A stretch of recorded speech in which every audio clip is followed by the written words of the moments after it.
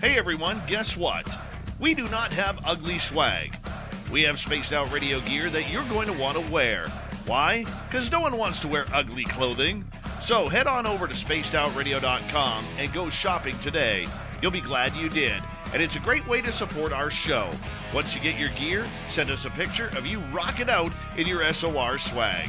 spacedoutradio.com, shop there today, and make yourself look good.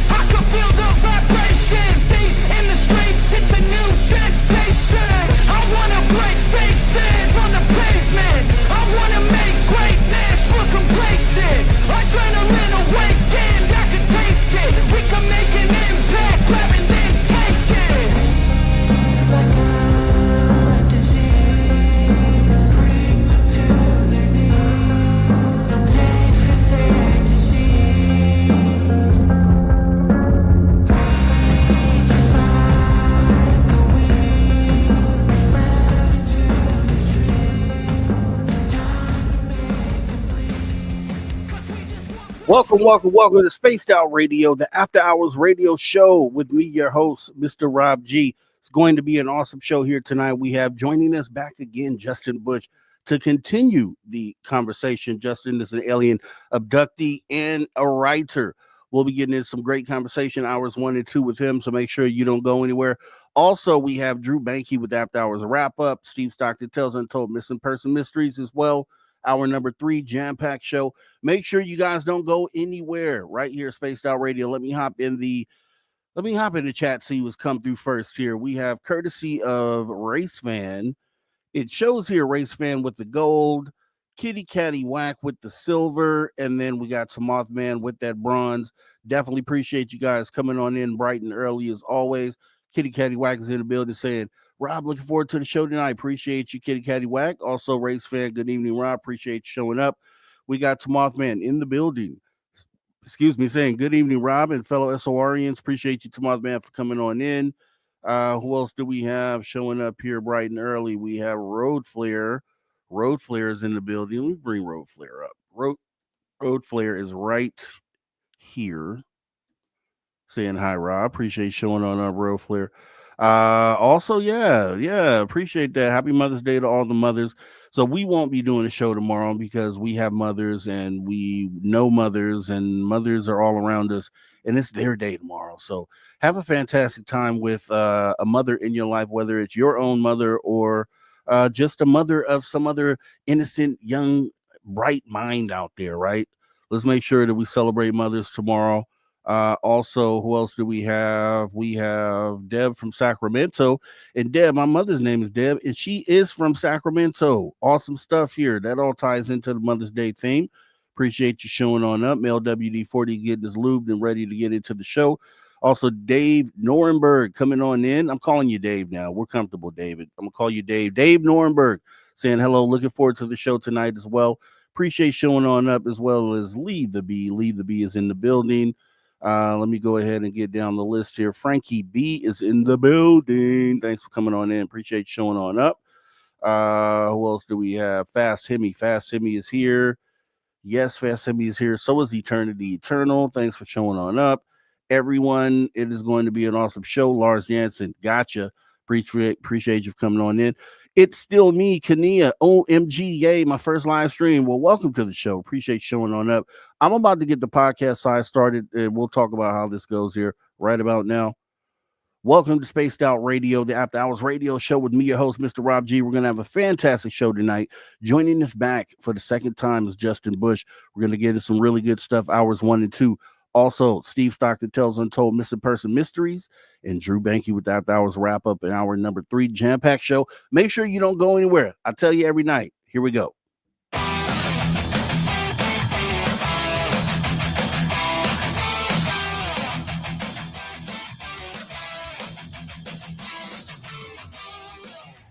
Greetings, space travelers. Welcome home. You just tuned your dial to Spaced Out Radio, the only place where you can own the night. I am your host, Mr. Rob G. And tonight we'll be broadcasting on our terrestrial affiliates across North America, plus digitally on digital platforms all around the world. Don't forget, you can access our archives for absolutely free. YouTube.com/Spaced Out Radio. And while you're there, please consider hitting that subscribe button. Also, don't forget to follow us on X and Instagram at Spaced Out Radio and at Spaced Out Radio Show. Our website is spacedoutradio.com, where the options are endless. You can stay up to date with SOR Newswire. You can get yourself some official Spaced Out swag. Plus, you can rock out to the man you hear each and every night right there. That man, Mr. Ron Bumblefoot, and oh, so much more. We're going to have a fantastic show tonight. We have Justin Bush joining us back on the show here. Alien Abductee, and also an author, a writer. We're going to get into some great stuff here tonight for hours 1 and 2. And then also Steve Stockton tells untold missing person mysteries, plus Drew Banky with After Hours wrap up. And yeah, UFO and weird news of the week, because that's what we do right here on the After Hours radio show. And I want to make sure that we go ahead and not waste any time. We're going to jump right on into the conversation. So let me go ahead and bring up our guest of the night, who is none other than Mr. Justin Bush, joining us back for the second time. Hey, how you doing, Justin? I'm doing good. How you doing? I'm doing great. We were just, having such a great conversation last time. All of a sudden, time ran out. We're taking a dramatic twist into potentially government involvement in this abduction phenomena. And I kind of definitely want to talk about that because, there are a lot of people who have pointed out narratives of, yeah, that wasn't an extraterrestrial that took us. That was the government. And then they would give reasons why. How do you frame that? What is your idea of, what that phenomena is, why it exists? And let's kind of go from there. I don't even know how to answer that question. For me, I didn't see much government anything, my entire life. This has happened over and over and over. UFO, abduction, alien, over and over and over for years. And I saw almost no government involvement whatsoever, with one exception. Well, maybe two, but definitely one exception. When I think I was 8 or 9 years old, me and my brother had an encounter with a UFO. It was really high up. You couldn't really tell what it was. He was like, "Hey, look," and I was like, "Oh, it's probably just a plane or something." And he was like, "No, it's moving funny." And when I looked up, saw it, looked back at him, and then when I looked up again, it was gone. And then it appeared. And this thing was disappearing and reappearing in different parts of the sky, right? And we were like, "Whoa, what is this thing?" And it's hard to explain because it was shooting from one location to another, kind of like randomly. But as it was doing that, it was coming down in altitude. So when this thing came down, it got, I'm guessing, a few hundred yards away from us. This was a silver, you would probably call it a Tic-Tac, but it wasn't like perfectly flat on the top and bottom. It was more like an oval, or you might call it a cigar shape, probably 50 to 60 feet long, I'm guessing, around there. So it comes down, it hovers for a little bit over some trees next to our house. And my brother, I don't know why, but he kind of panicked. He's my older brother, and he was like, "You got to go get Dad." And so I ran in the front door. We were just in the front yard, and I was like, "Dad, you gotta come outside, whatever."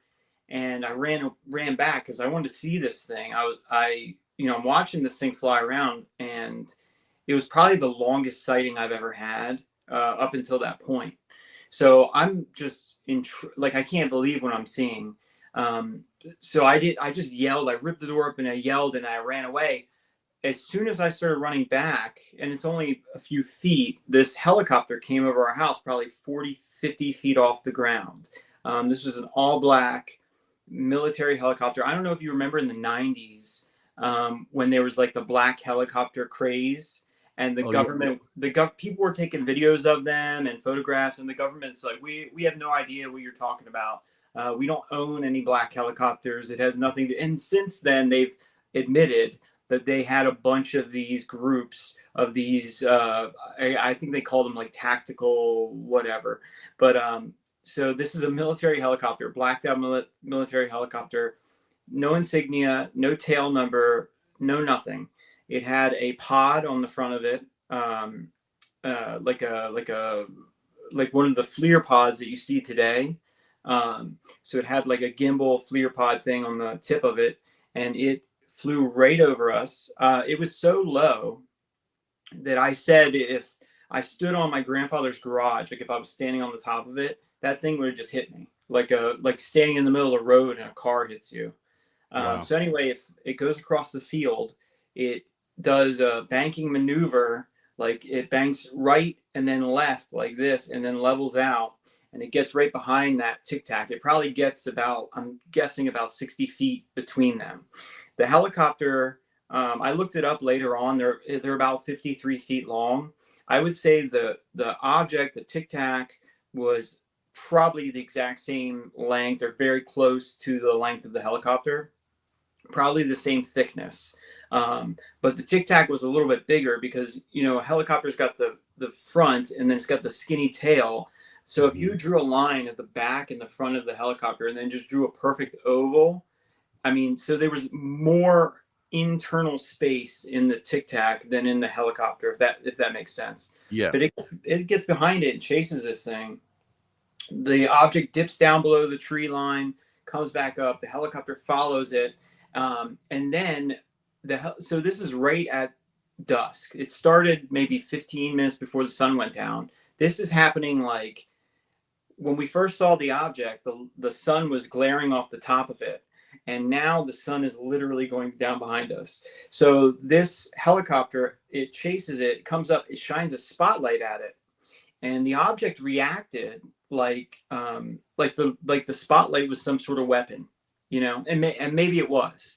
Somewhere in the nose of that helicopter shined this bright spotlight, and this object reacted so fast that I don't even think the spotlight hit it. This thing literally, it disappeared, like it disappeared, and it reappeared just the same way my brother and I had been watching it before.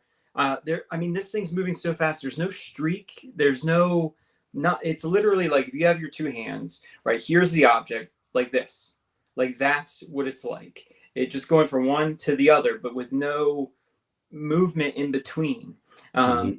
You might even call it like teleporting. I'm not saying that's what it was doing, but that you might call it that, because it's just disappear, appear instantaneously.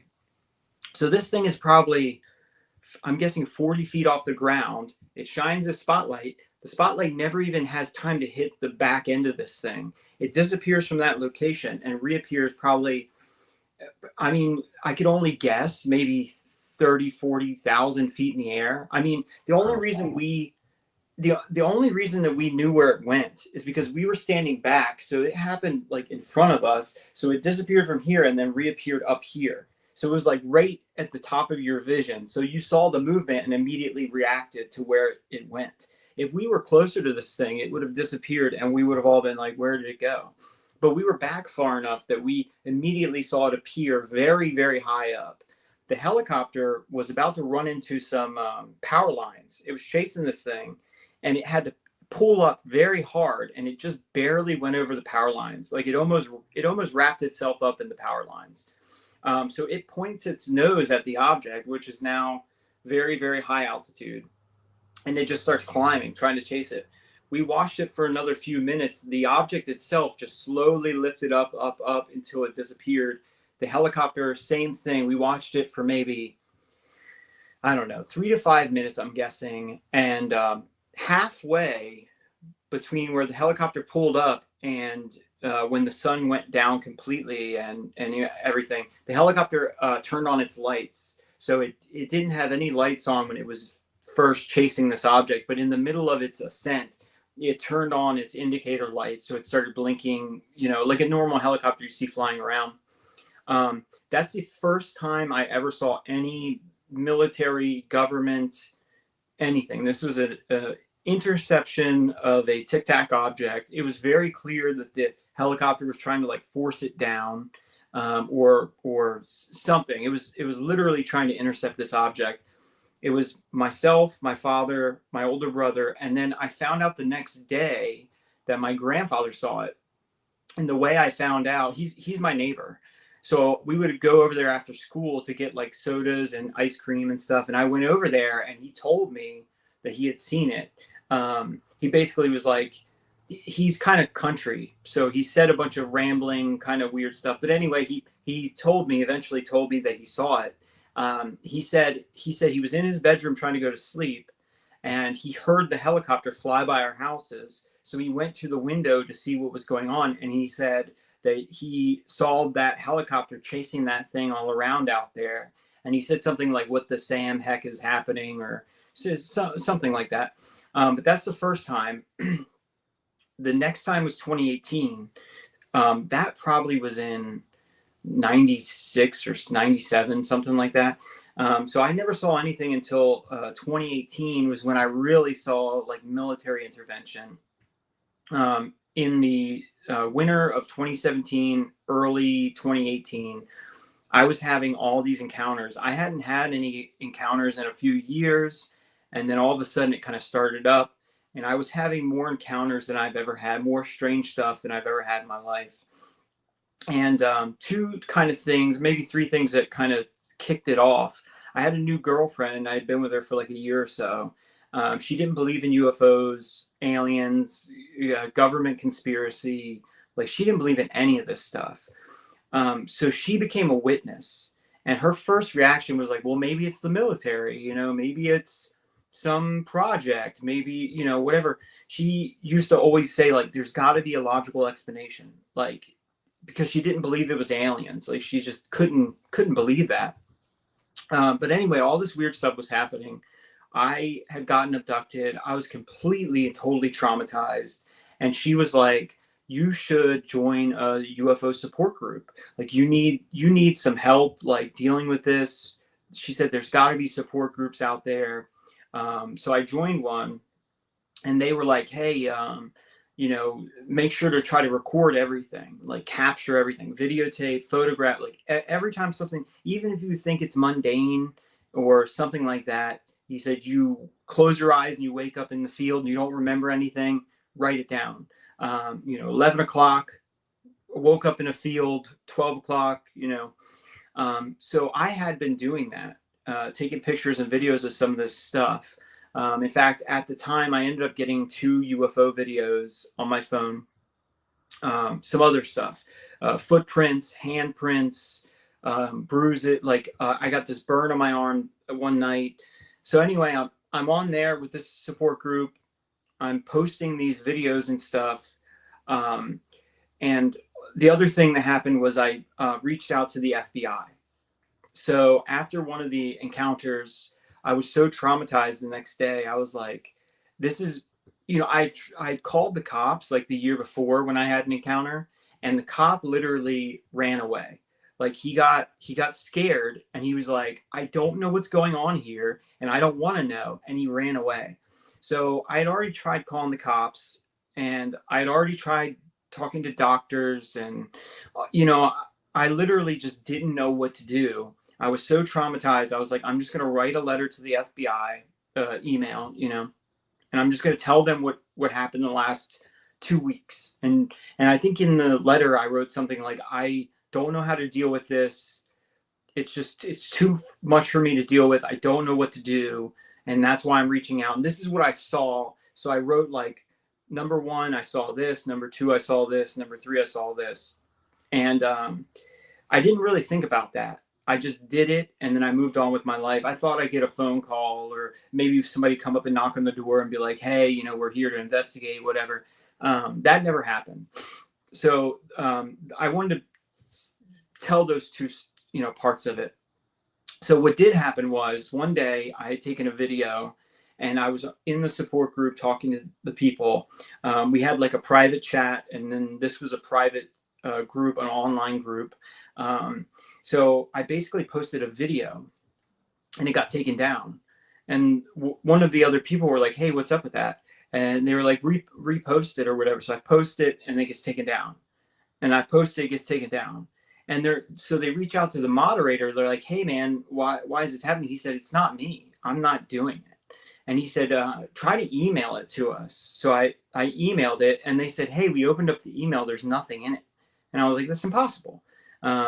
And then the email gets deleted. And I was like, what the heck is happening? Like, so anyway, all of a sudden the support group gets flooded with bots. So you need permission you have to send a request, get permission from the moderator in order to join the group. And what's happening is hundreds of bots are flooding the group. And within seconds, like literally, like a person will join, they've not been approved, and within 1 second, they are starting to post. So it's just like a flood of like hundreds of posts to the group, and all the posts are nonsense, like straight up, like a pink background.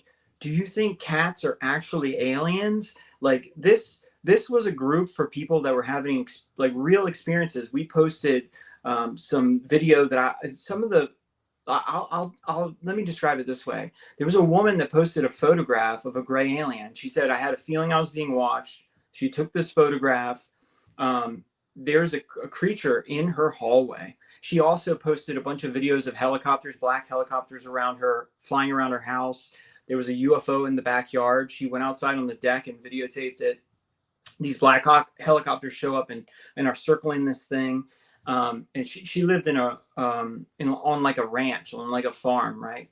And so she's like, I've been dealing with this for some time. You know, I want to join the group. And so I literally got to see what I would call some of the best evidence I've ever seen from people in this group, for everything from, you know, burns to orbs and all sorts of stuff. And all of a sudden, it's just getting flooded with these, like, I think they're bots, by the way. Mm-hmm. And they're just posting nonsense. It's flooding the entire group. And so at that time, the moderator was like, hey, I want to try to get rid of, he said, maybe somebody hacked me or something. I want to try to give my moderatorship to somebody else. So he tried it with another person, and then they gave it to me. So now I'm the moderator. So I got to see in real time what was happening. If you go to like the moderator page, it has a list of all the approved persons, and it also has all your settings and stuff. And I watched as like, I was trying to boot people, like boot them. And as I was doing that, like just hundreds were coming in, boom, boom, boom, boom, boom, and they're posting in seconds. So I'm watching it happen. I'm like, this is insane. And I really didn't know much about AI at the time. I didn't, you know, I'm not a hacker extraordinaire. So I'm watching this happen. I'm like, this is the craziest thing I've ever seen. And then I get hacked. My phone gets hacked. It gets taken control of. I watch it. It closes out of my apps. It goes into my contacts. It goes into my recent call log. It goes into my, it was contacts, recent call log, something else, messages. And then it goes to my pictures and video. And so my girlfriend worked in IT for several years.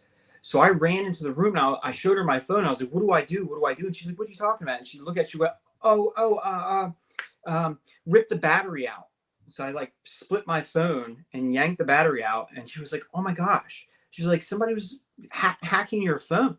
I'm like, yeah, I know. And I'm like, what the heck? And she's like, just wait a little while and then plug it back in. And she said, and go and check to make sure everything's okay. So I waited maybe 15, 20 minutes. I plug it back in. I start checking. And I forgot to say this before. A bunch of emails were deleted. So like drafts, like just not just drafts, but like it was like they reset my email. You know what I mean? Back to like when you first set it up. But everything seemed okay except for the email thing, and then my pictures.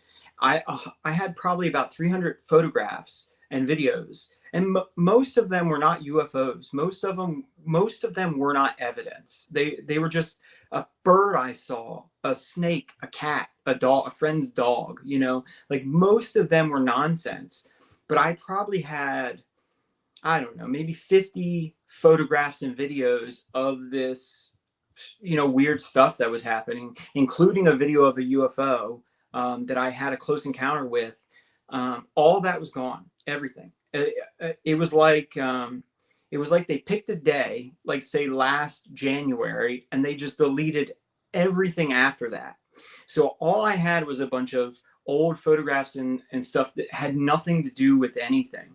And so I was like, they're all gone. My girlfriend was like, what? You know, and I showed her, I was like, everything's gone. I don't have them backed up anywhere. I didn't think that I would get hacked. I didn't think this would happen. I didn't know why it was happening. And I think it was like, I want to say it was the next day or the day after. So I had another encounter, and then maybe 1 or 2 days after that, it was like a normal, strange encounter. I heard something on the roof. I went outside with my girlfriend. I blacked out. I woke up inside. It was like a normal, weird encounter. But anyway, I stopped sleeping at night because you know, like during that time period, I would sleep in the morning. So I'd stay up all night long because I just didn't feel safe. And so it was like maybe 2 days after that last encounter, I'm in bed. My girlfriend's asleep next to me. I'm watching television. I'm watching a DVD, a Leonardo DiCaprio movie or whatever. And I hear somebody walking up the back door, which is our bedroom. The door goes right outside to a small, very small, like, I wouldn't even call it a porch. It's like 3 steps and a little wooden kind of porch area. And somebody walks up the back door. So I sit up immediately. I pause the television. They walked up the steps. We have a glass window and a glass door. When that glass door opened, it reflects light from the outside light inside the bedroom, and it goes around the top of the room. So I see that little diamond of light going around, and I'm like, somebody's opening the glass door. And so I'm like, what do I do? I don't have a weapon or anything. So I'm like, I thought about like kicking the table over. There's a small table at the foot of the bed.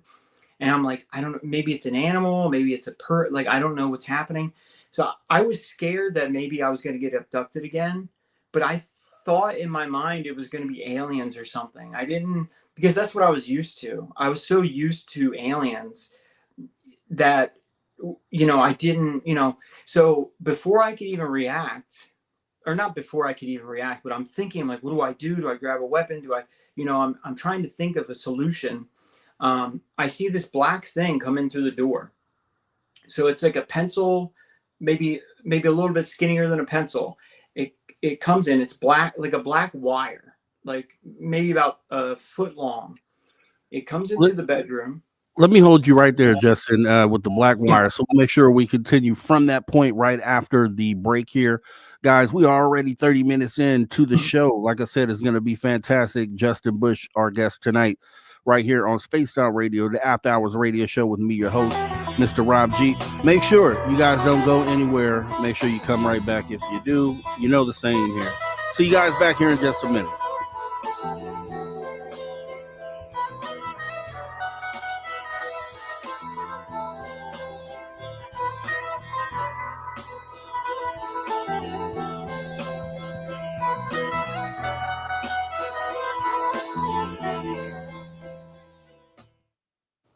All right, we are clear. We are clear. Awesome stuff, Justin. Appreciate you.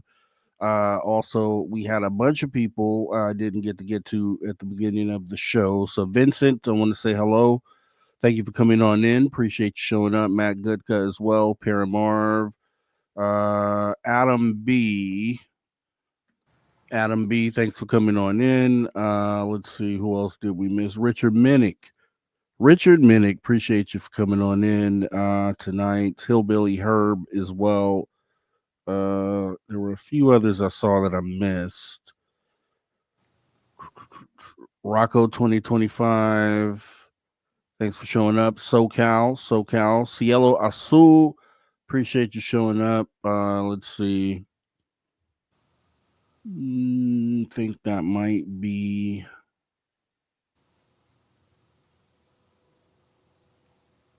Oh, I'm hardcore. I don't trust the government. Yeah, you have every right to not trust them. They've shown you enough reasons to not trust them, is what I'll say. You want to give people the benefit of the doubt. That's usually how we live life. But the government has done so many things that you're just like, really, come on, really. So, and you might hear some more of that here tonight. It's interesting. I haven't had any in the well, as far as I know. Now, the computer thing is what scares me. That you talk about things being deleted, email programs being affected. Someone in the audience said earlier that I guess Stan Romanek had I don't know how you would say this, but unsavory underage photos, I guess, uploaded onto his computer. And then that's how they frame you. Like they do something like that, and then all of a sudden there's a police raid. They come and the stuff you didn't even know was there. They kind of use that to kind of discredit you. So is that kind of how you were feeling about this? Like, what did you feel like the interaction was as far as like why they were doing what they were doing? I honestly couldn't even think about the reason why I was being hacked. So, my first thought was maybe somebody in the group was doing it to me. So I was like, maybe one of these people did it. I honestly had no idea. I was trying to, like, the only reason I thought it was the government is because of what happened later.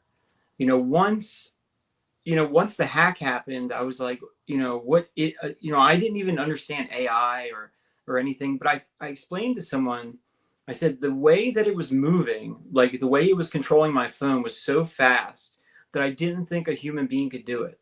Like I didn't think, so the only thing I could think of is like a program, like somebody wrote a program and then they just executed it. That was the only thing I could think. But AI, those chat bots, and the speed at which they uploaded complete and utter nonsense. Later on, I was like, that's AI. Like when I saw AI doing other things, I was like, that has to be AI.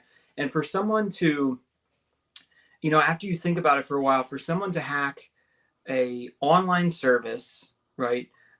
Your email and your cell phone. And I never said this earlier, but so we disbanded that group. So after I plugged my phone back in, some of the other people reported being hacked as well.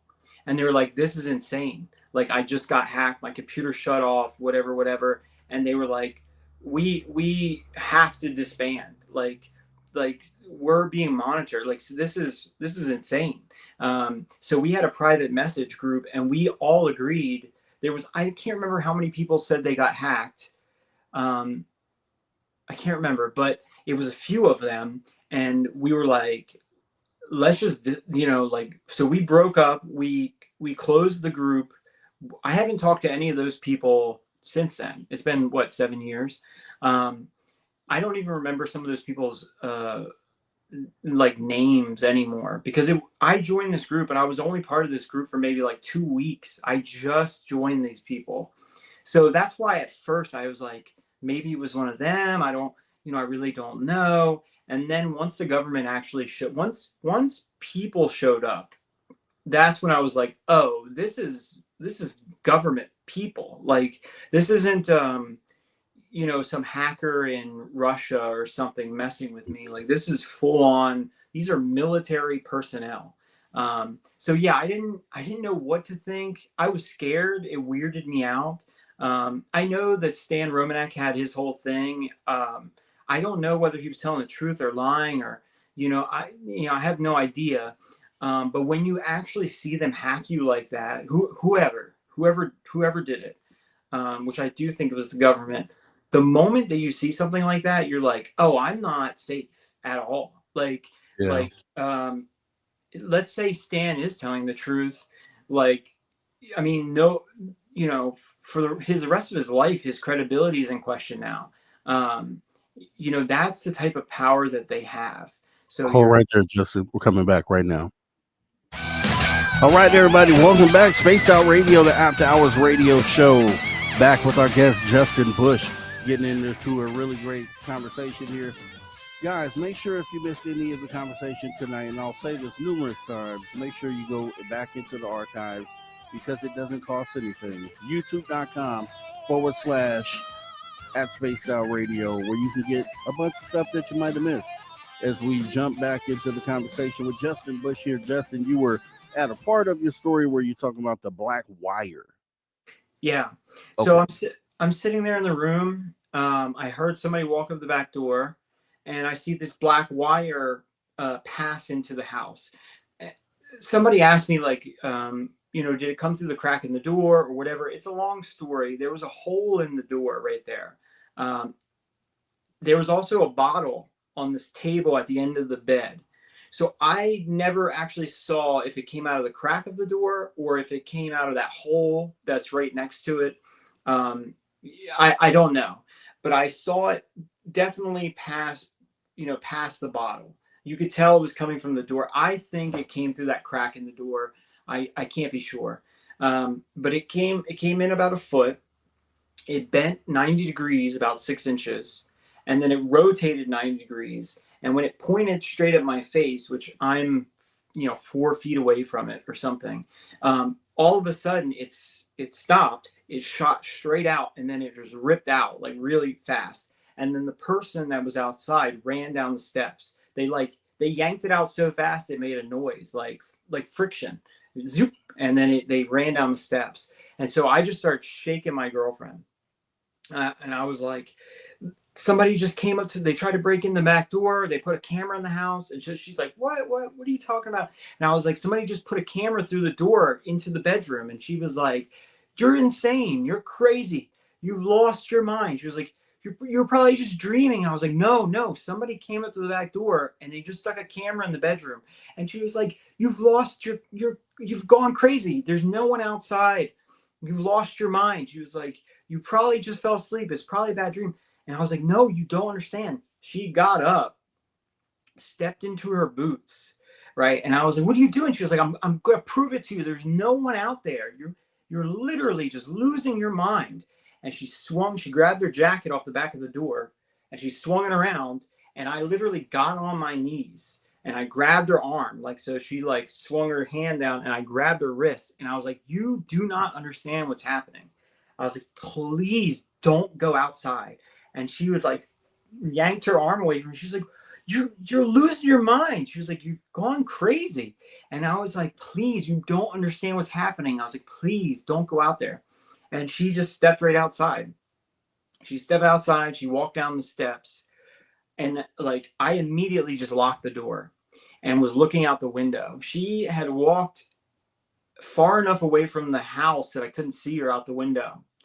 And so I'm just pacing back and forth. And I'm like, what do I do? I'm like, they're going to take her. They're going to grab her. At that point, I had used an endoscope before for looking in engines and stuff like that. So at that point, I thought that thing was a camera. That was just what I thought. I didn't know if it was a camera. I didn't know if there were people outside. I didn't know if it was aliens. I didn't know if it was people. I just assumed it was a camera. That was my first reaction. That's what it looked like. That's what it behaved like. So that was my thought. She goes outside, and I literally just paced back and forth for 45 minutes. I'm in my pajamas. I walk back and forth. I look out the window. I walk back and forth, look out the window. 45 minutes go by, and I knew within like I assumed they would grab her, whoever this was. I assumed that the moment she went outside, they grabbed her. But after like 10 minutes, I knew she hadn't come back yet. Like they got her. Like, and so I'm like, what do I do? I don't, where we lived, we left the front door unlocked all the time. It's out in the middle of nowhere. So we never locked the doors. So there's the back door that goes outside. There's another bedroom door that I lock every night, and there's guns in there. So I'm like, I want to grab one, but I'm so scared that they may have came in the front door already. And so if I unlock that door and open it, because that front door is unlocked. So in my mind, I was like, if they came up to the back door, they may have already came in the front door. And so the moment I opened that door, so I'm like, I don't know what to do. I don't know how to navigate this. And I kept hoping, I'm like, maybe she'll come back soon. Maybe they'll let her go. Like they'll let her go and she'll be back. And about 45 minutes passed by. And I just had this, you can call it telepathic or whatever that thing is, where it's like, like before you get abducted, you're like, I'm going to get taken now. Like in your mind, there's this, maybe it's like a precognitive, or you might call it telepathic, or I don't know what you want to call it, intuition. But I had this like serious hit of intuition. And I was like, I have to go outside and I have to let them take me. I was like, they're not going to give her back. They want me, and I have to go out there and get taken. And then I had this feeling that I would be okay. Like I had this feeling that they wouldn't kill me. They would let me go. And I don't know why, but in my mind, I was like, if I don't go out now, they're just going to keep coming back until they get what they want. And I had this like, I'm terrified. I don't know who they are, and I don't want, and I'm scared that they killed her. Like I'm like, I don't know who they are. It could be anybody. And she's been gone 45 minutes, and it's like 13 degrees out, by the way. She's wearing yoga pants, a t-shirt, a pair of rubber boots, and a jacket. And it's like 13 degrees out. So I'm like, I get this hit of intuition, or whatever you want to call it. And I'm like, I just got to go out there. So I got dressed. I was in my pajamas. So I put on my jeans, my socks, my boots, put my jacket on, and then I stepped outside. She had probably been missing about an hour when I stepped outside. I stepped outside and I slowly crept around the side of the house. As soon as I made my turn around the side of the house, maybe about 70 feet away was maybe a softball sized kind of bluish white light.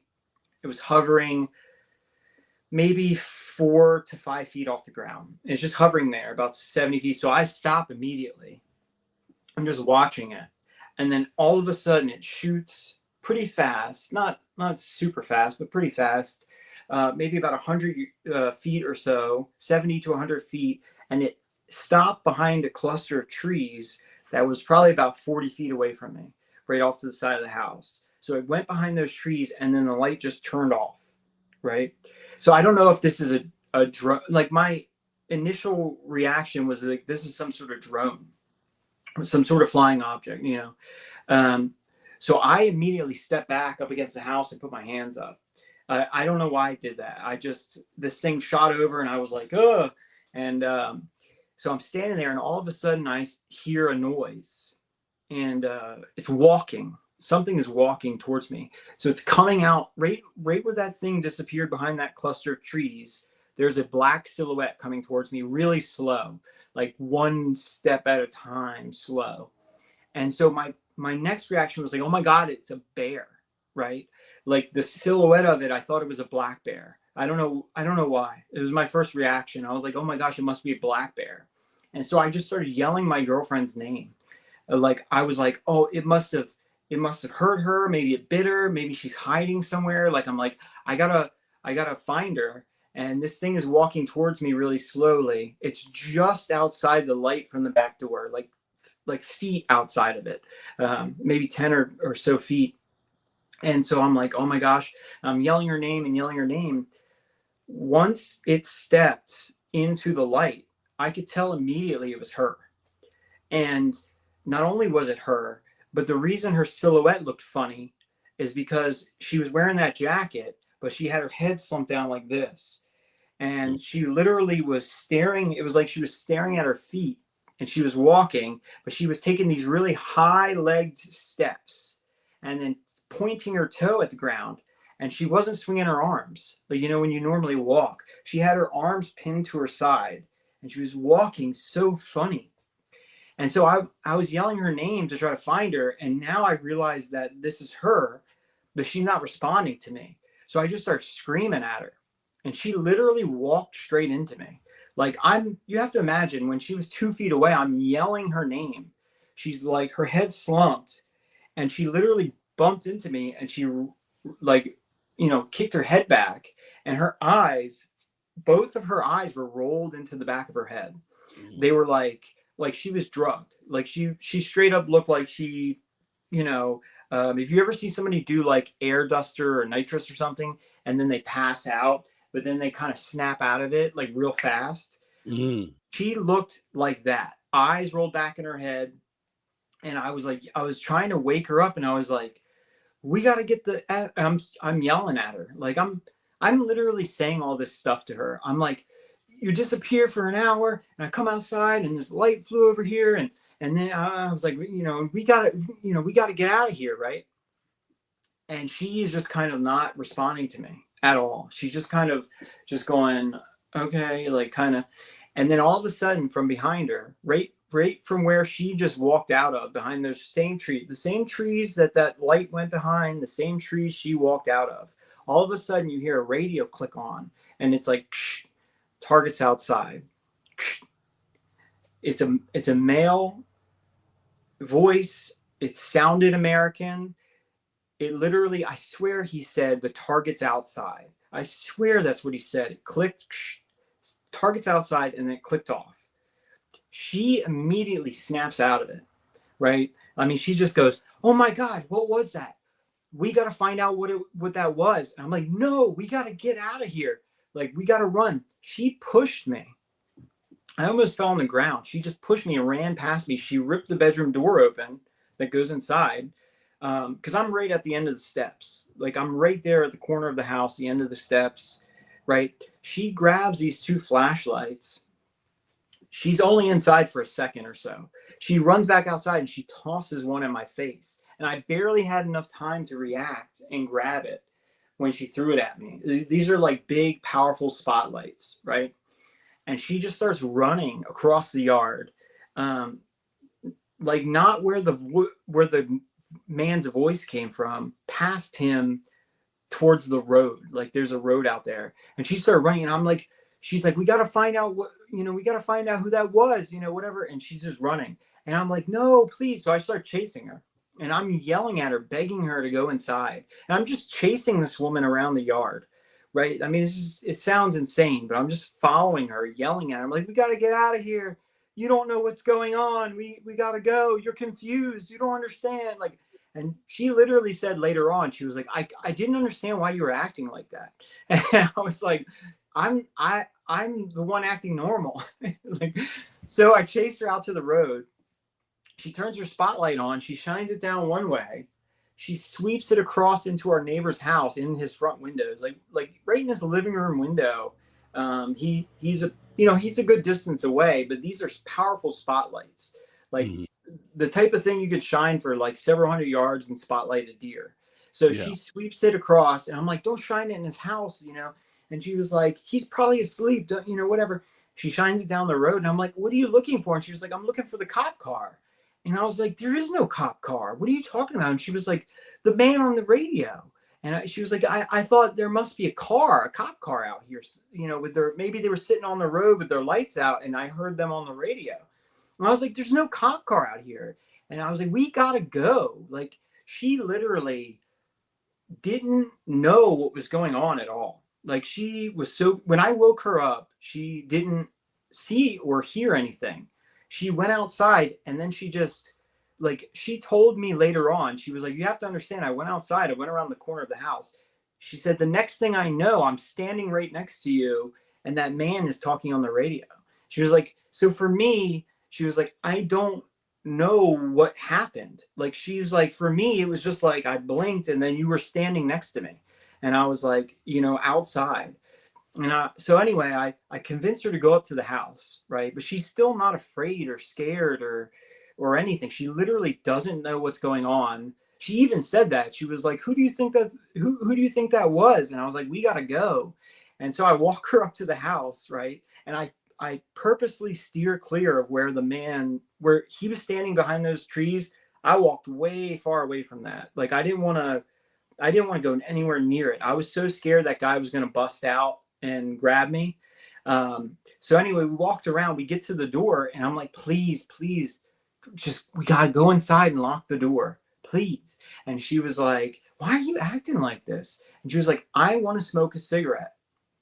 And at that moment, I was like, they're going to take us. Like, and I don't know how to explain it to you, but I just gave up. I was like, I guess they're going to take us now. Like, so I took out my cigarettes and I took 2 of them out and I lit both of them and I handed her one and I was like, whatever, like they're going to take us now. Like, and I heard a sound. It sounded like a hissing sound coming from that cluster of trees where that guy was. It just sounded like air, like air escaping. And then I lost equilibrium and I heard these men, and they're like, the one guy was like, grab her. And then she was like, hey, or something like that. She was like trying to pull away from this guy. And then he cussed a little bit. And then these other 2 guys grabbed me. They grabbed me by my biceps. I felt like if I tried to walk, I would fall over. Like, I could hear, I could smell, I could see kind of, but my vision was blurry, kind of equilibrium was blurry. Like, everything was, when you're like, if you ever stand up really fast and you feel lightheaded and you feel like you're just going to topple over, that's what I felt like. And these guys, I remember seeing their pants really well. I remember seeing their boots really well. They were wearing black pants, black boots. I saw the one guy looked like he had a gun, a pistol on his hip. Anyway, so I black out. When I come to, these 2 guys were still holding my biceps. The one guy was holding my bicep really hard. The other guy, not so much. And he was holding me lighter, but they were asking me questions, and every question they asked me, like every single one, was about the UFO I had encountered. I believe it was 48 hours before. It might have been the night before, or it's 2 nights before. I always forget. But it was that UFO encounter, and they were saying stuff like, we know you encountered it. You got to tell us what they look like. How tall were they? What did they say to you? Did they give you anything? Did you take anything from them? Where did they take you? What did they want from you? At one point, they asked me if they had given me any orders, and I was like, what? Why would they give me any orders? And they were like, did they tell you to do anything? Did they give you instructions? Did they tell you to do anything? And I was like, I don't know how to answer that. How did they give me any orders? Like, they almost treated me like I was like in league with them, like I was like their partner or something. Like I knew what they were doing. Like I don't know. I mean, I know some stuff, but it was the way they questioned me. At one point, the one guy said something like, and we showed you some photographs. Could you pick out the ones that you saw? Could you identify the species? And I remember I was like, yeah, I could definitely do that. Then there was another point they asked me, and they kept asking the same questions like 3 times, like just slightly different. Sometimes they would ask it and then ask it slightly different, right? But sometimes they would ask it almost the exact same.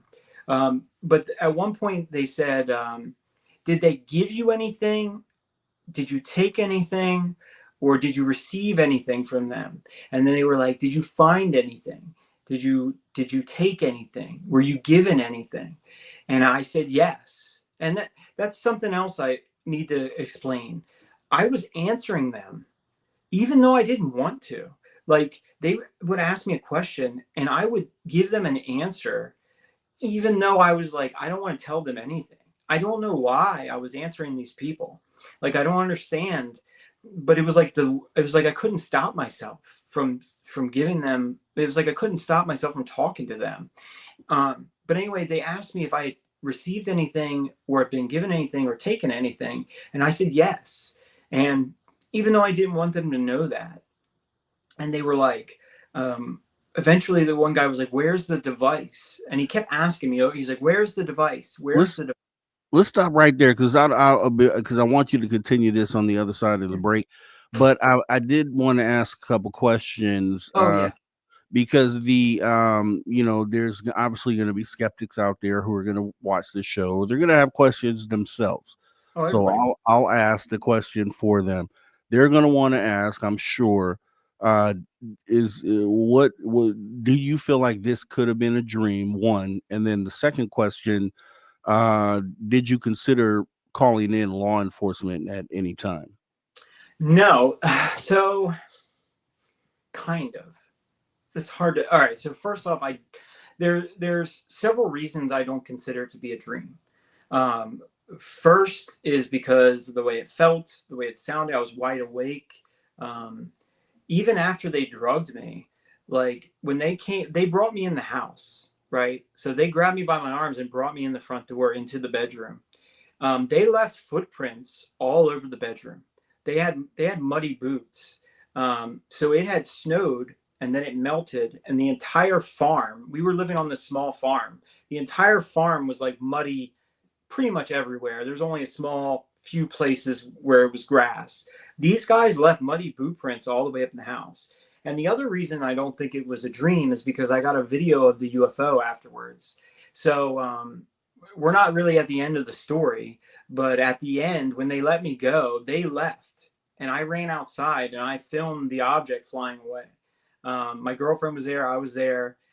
We both witnessed the same craft. We both remember the same thing. Like, your girlfriend can't remember a dream that you had. You had, right. So this was a continuous situation where all this happened and then it ends with recording the video of the craft. Correct. Yeah. Okay. So that's good.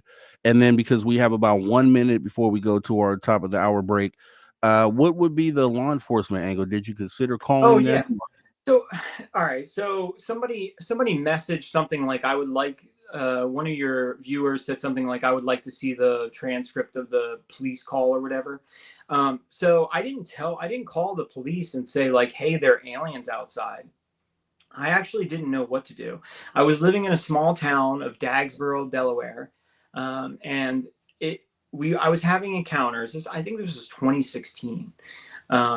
So anyway, I was having, I think I had 4 encounters in like a few months. And, anyway, so what started happening one night, I woke up and there was a gray alien out the window looking in the window near my girlfriend. My girlfriend used to always leave the windows open. So when I woke up, I saw it and I went, oh my God, it ran past the other window into the backyard. And there was a big flash of light. And then it just disappeared. So I jumped up, ran, locked the windows. My girlfriend heard me lock the windows and was like, what are you doing? I like the breeze or whatever. And I was like, there was somebody looking in the window. Like, you have to remember, she doesn't believe in aliens. So I just told her, I was like, there was a person staring in the window. Like, we need to lock them. And she was like, we gotta hold it right there. We'll go ahead. Cliffhanger as we go into the top of the hour break, guys. It's getting juicy right here with Justin Bush. Don't go anywhere. Make sure you come right back after the break. We'll see you in a minute. Conversations that move the needle. Conversations that move the needle. You're listening to After Hours with Mr. Rob G on the only place where you can own the night. Spaced Out Radio. Spaced Out Radio. You've tuned your dial to the right frequency.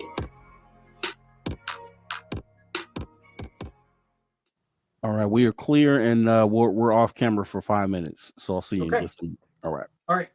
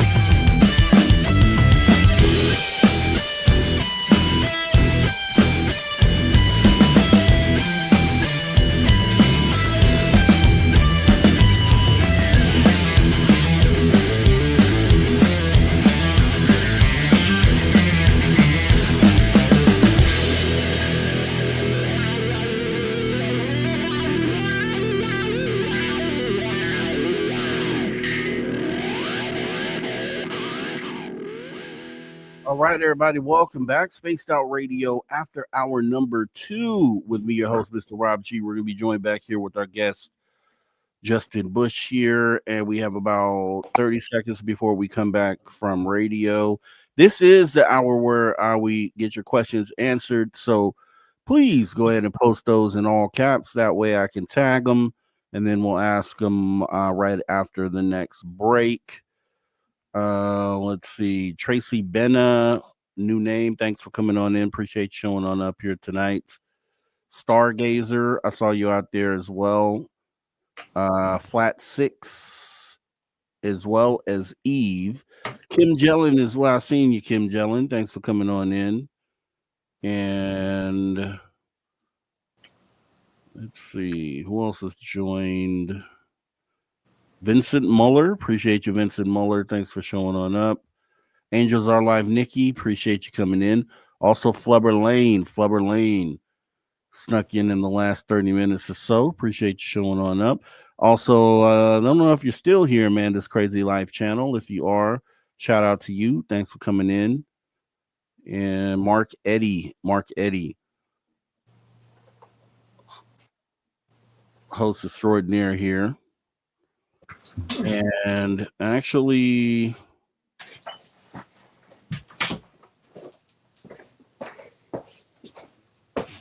should be coming back here.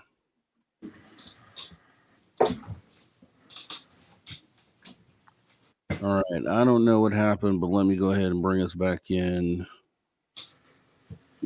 right here.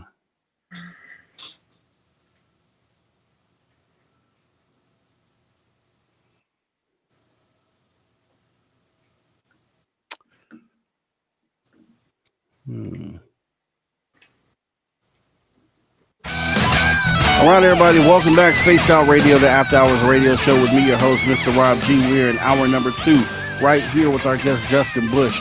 If you missed any of the conversation so far, make sure you jump in the archive. It's absolutely free, 100% free. YouTube.com/at Spaced Out Radio. As I always say, just catch up on what you missed. Often you'll find a lot there as we jump back into the conversation with Justin here. And we were actually in the middle of you. I guess we can go here. The last thing I did ask was the police aspect. If you thought about reaching out to the police and you were kind of going into that, if you wouldn't mind. Yeah. From there. Right. So there's several reasons, but basically I tried before. So I was having these encounters, and for about a week, maybe 10 days, for a whole week, there was this, we lived in Dagsboro, Delaware. That's where I called the police. I cannot remember for the life of me if they sent out a state police officer or a local town police officer, because their cars are really similar in color. That town has like a blue car, or used to have a blue car, and then the state police have a blue car too. I think he might have been, I don't know if I just can't remember if he was state or local, and I don't want to say one or the other. But anyway, so every night for like a week, maybe 10 days, there was weird stuff happening on the property right next to ours. There's a fence, and there's a property. Nobody lives there. Nobody's supposed to be there. It has a house that's boarded up, and then it's got some sheds and stuff in the backyard. So every night, my girlfriend and I smoked for years. So we go out on our porch. We didn't smoke inside. And they sounded like people, like maybe like kids running around, just running around. Sometimes on the roof of the house, sometimes on the roof of the shed, sometimes on the ground. And so after like a week of this happening, I was like, I had that alien encounter where I saw clearly like a 4 foot tall gray alien. And then when it happened, I think it was like a night or two later, whenever it was, I was like, I'm calling the cops. Like, I don't know how to deal with this. Like, and it was freaking me out, scaring me. I was scared to fall asleep because you're in bed and you just hear these people running around, whoever they are. Right. So I called the cops, and I was like, if I tell them it's aliens, they're never going to come. They're going to be like, oh, this is a prank, and just hang up. So I called and I said, I think we have some squatters or something. right? And that's what I told him. So they were like, oh yeah, we'll come over. And they sent this guy out. So he walks up to me. This is a very big man. I mean, he's a 6 foot something, probably 230 to 250 pounds, like a hulking man. And he comes up and he goes, so what's going on? As soon as I start to talk to him, we're probably 10 feet away from the property line, right where the fence is. And so I said, look, every night for a week, somebody's running around next door.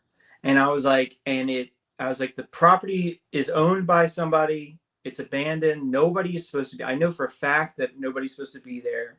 And I was like, I can't sleep with this going on. And as soon as I'm saying this to him, one of them runs by like feet away. So he snaps his flashlight up and he's trying to shine it through there's like a fence and some trees right there. And he's trying to shine it through the trees and he's yelling. He's like, come out, with your hands up. This is the police. And then another one runs a different direction. And he goes, how do I get around there to the property? And I was like, I'll go with you.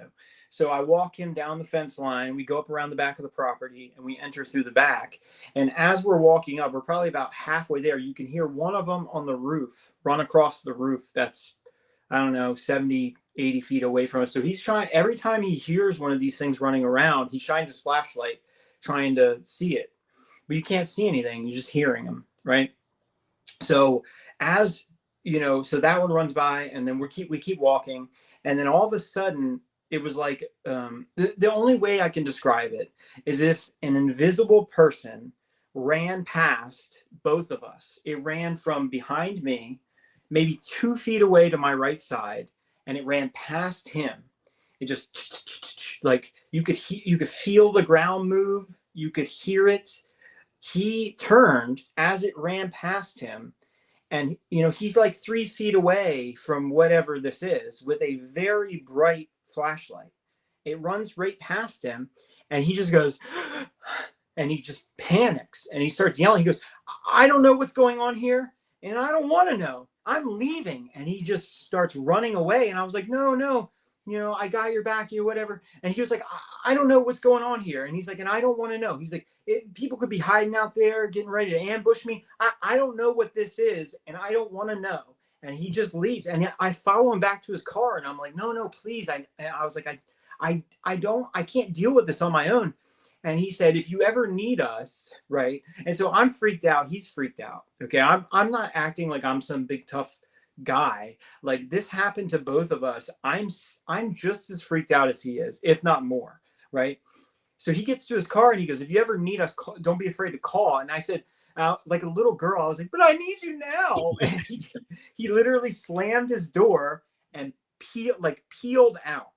And you have to understand, this is the first time in my entire life that I've ever seen a cop like run away. Like he ran away. Like whatever happened there that night. But here's something else. It stopped. It stopped. Like it never happened again. Whatever was going on, calling him there, maybe it was his body camera or I don't know, but it stopped. It stopped happening. But anyway, there's several reasons that I didn't call the cops. First off, I tried calling him. It didn't work. My father always told me, like when my dad and we had a UFO encounter, we were driving together, right? The UFO lands. My dad had stopped the car. They abduct my dad. Afterwards, he literally grabbed me and shook me. And he was like, don't you ever tell anybody about this. He's like, don't tell your teachers, don't tell your friends, he said, don't even tell your family. He said, if you tell anybody about this, they will come, they will take me away and they will lock me in a loony bin. He's like, don't tell a soul about this. So I already I already had it ingrained in me as a child to don't tell people about this, right? From my father, who is a person that knows for a fact that this is happening. My older brother, same thing. Yeah, he'll talk about it privately. Like if it was just him and me and this camera wasn't here, he would talk to you all night about it. But at the moment that, let's say, a stranger walks up, he would hit you like, you don't talk about it. So when I finally was so overwhelmed that I called the cops, and then they ran away, like the cops ran away. I was like, the whole reason that I reached out to the FBI is because nobody, the cops. I talked to this one cop one time. He said, "What am I supposed to do?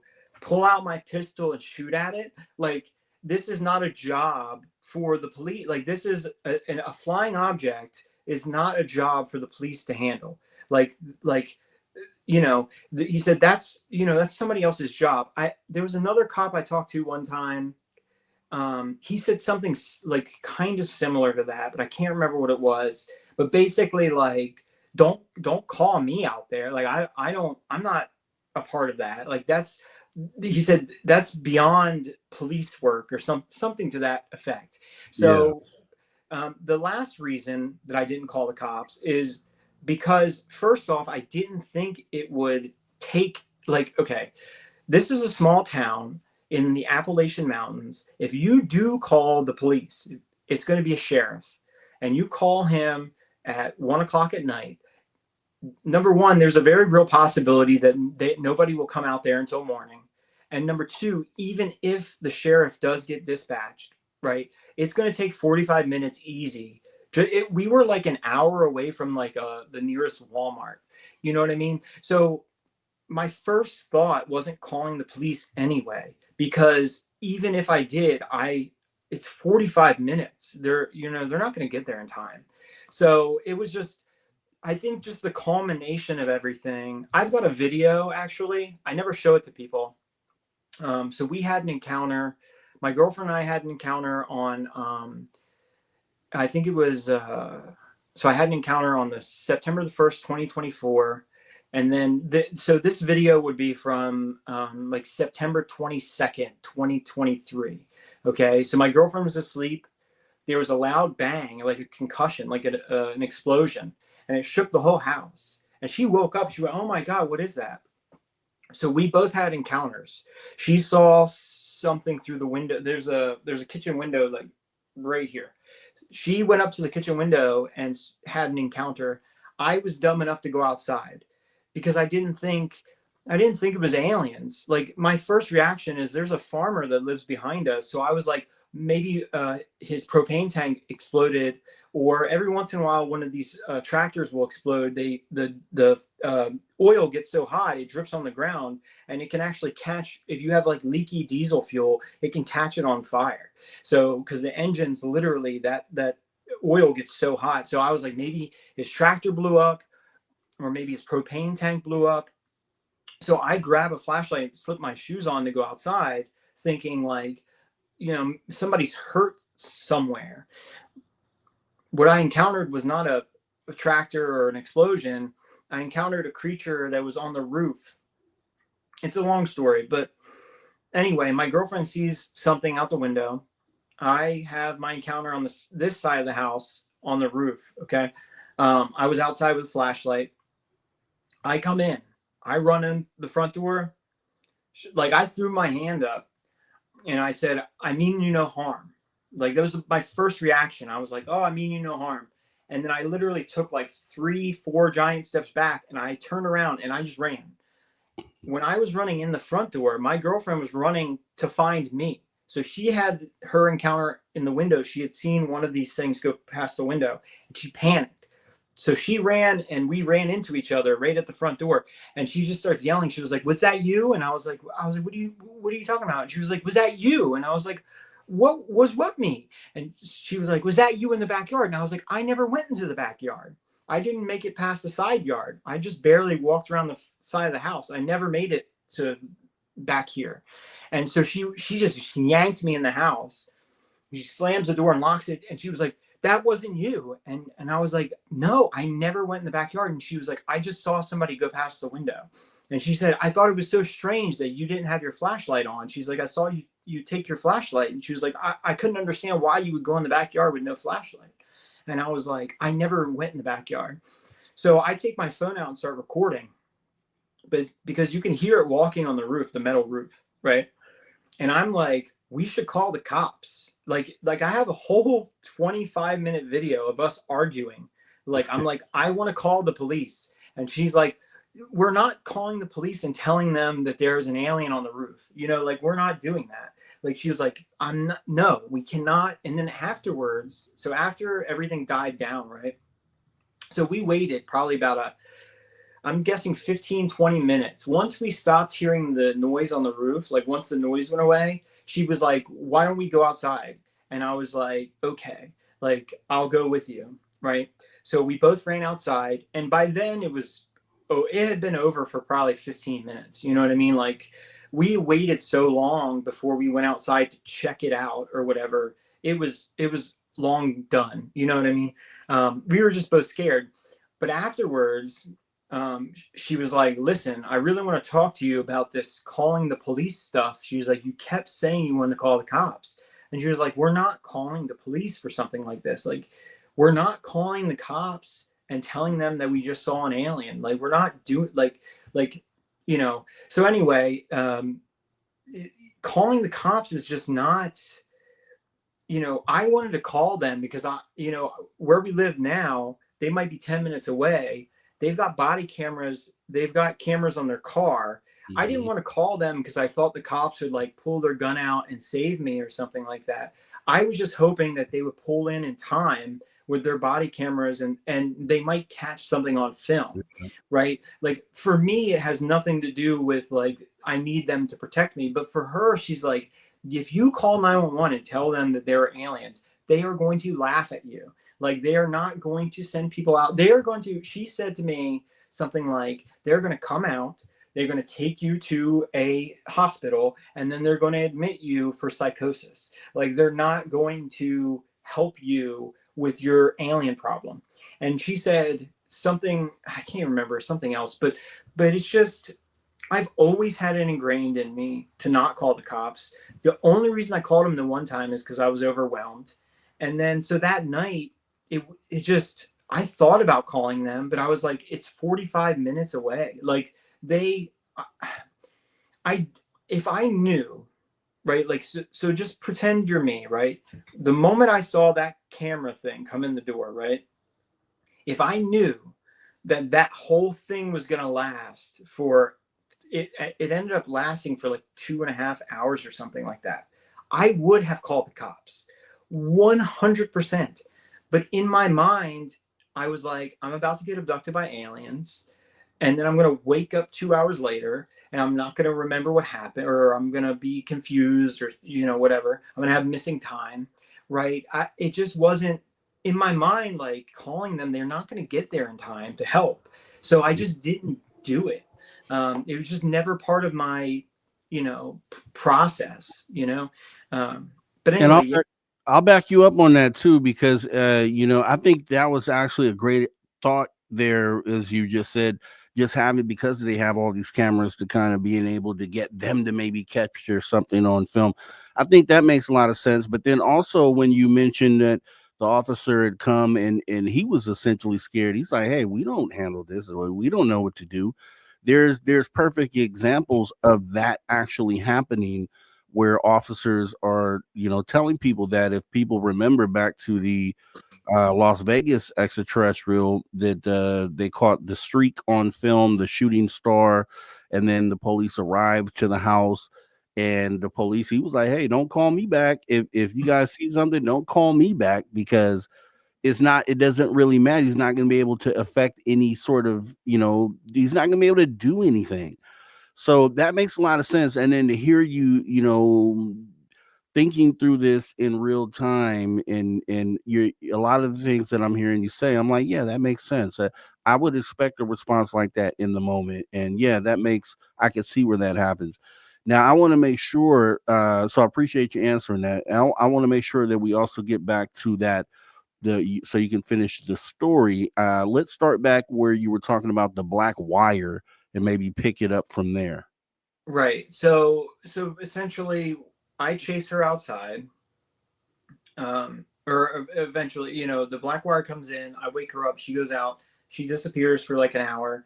I eventually, like, I had that, what, I don't know what you even want to call that. It's like it's like intuition. I've had that same feeling when I've had like telepathy with, like, there was this one time this UFO came down, and it was like I heard the words in my head, and it said, "Come to me," and that's all it said. It was, "Come to me," and it freaked me out. That was one of the first times I had telepathy when I was younger, like a teenager, 14. But it's kind of the same feeling.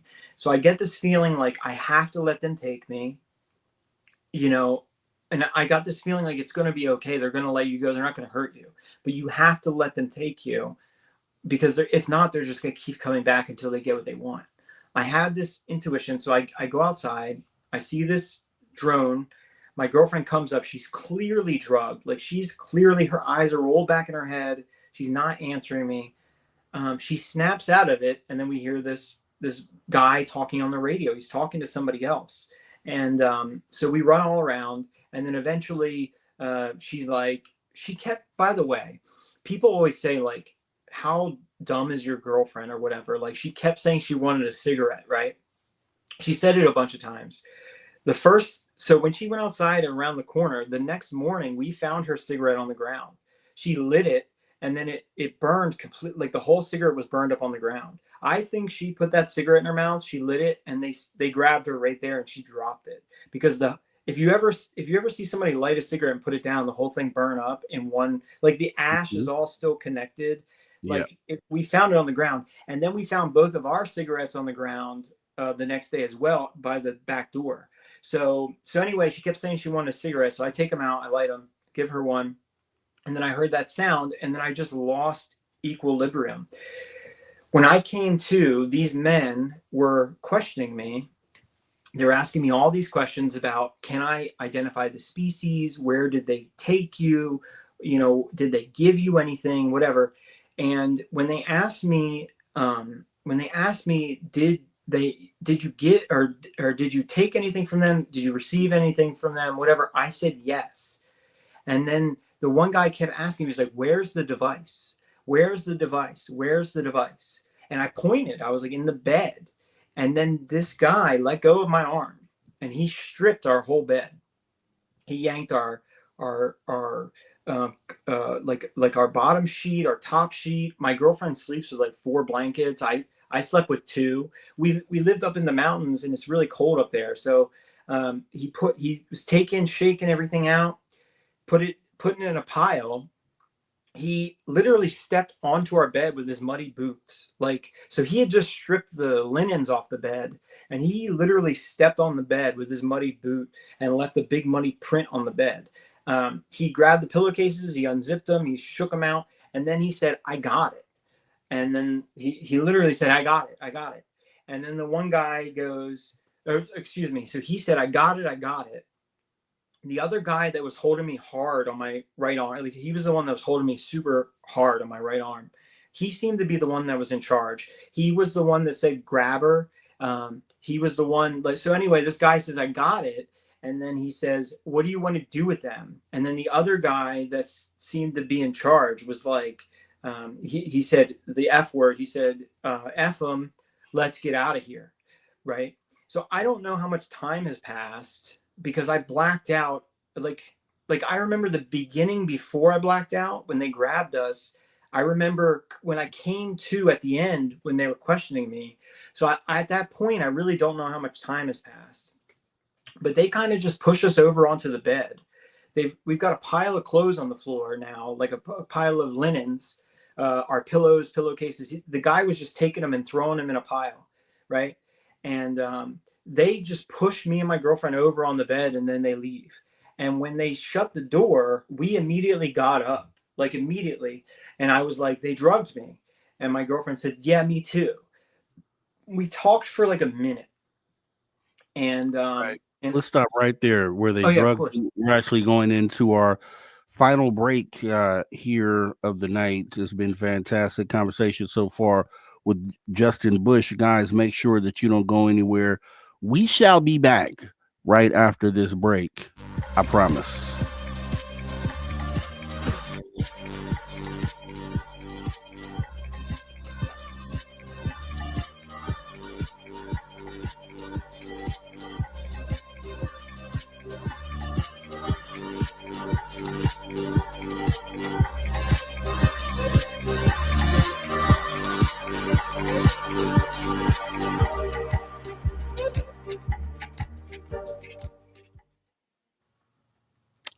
right, and we are clear. We are clear.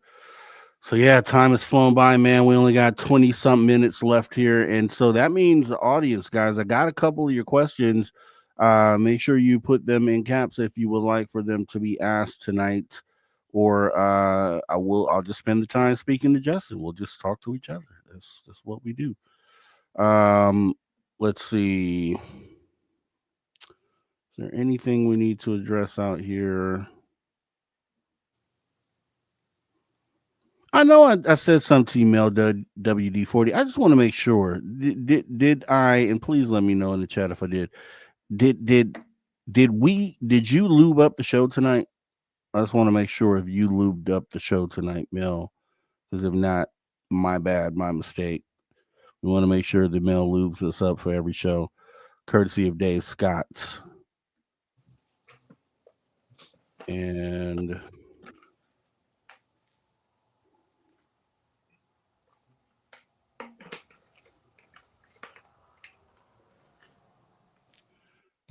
just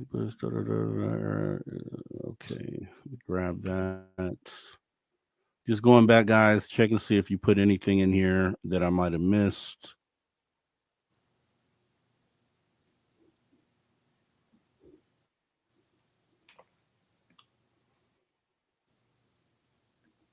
Yeah, Eve. Well, the cops run away here too. Haha.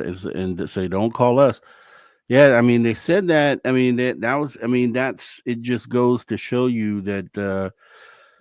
When you listen to stories that you have like that to go against the historical data, like I said, a lot of people looked at the Las Vegas aliens thing as maybe a hoax or so, but you got to take the nuggets out of that. One thing is, how do police respond to citizens in regards to aliens?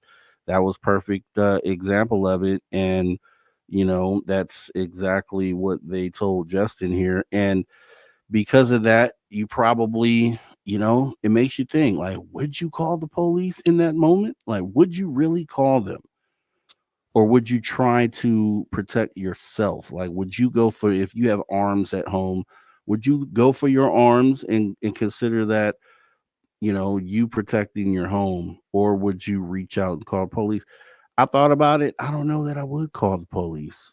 I just don't know. I just don't know that I would.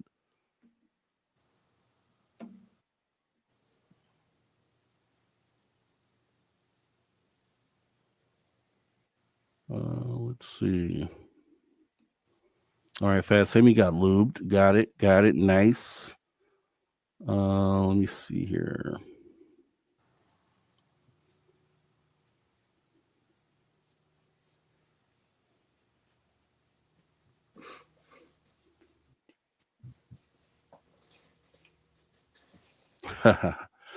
Paramarvelous at Space Out Radio. Mel WD40 must have lubed it up because the time is slipping away fast.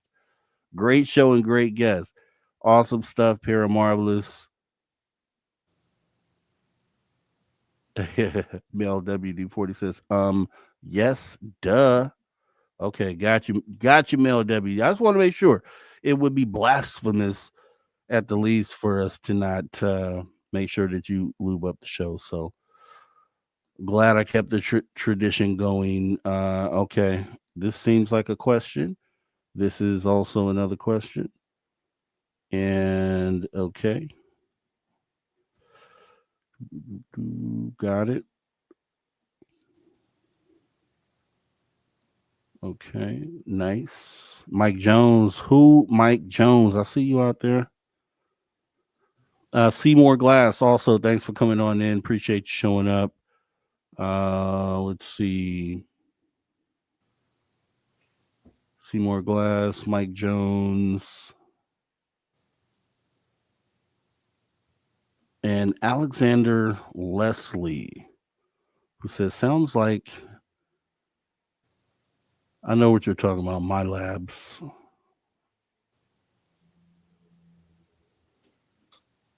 Okay.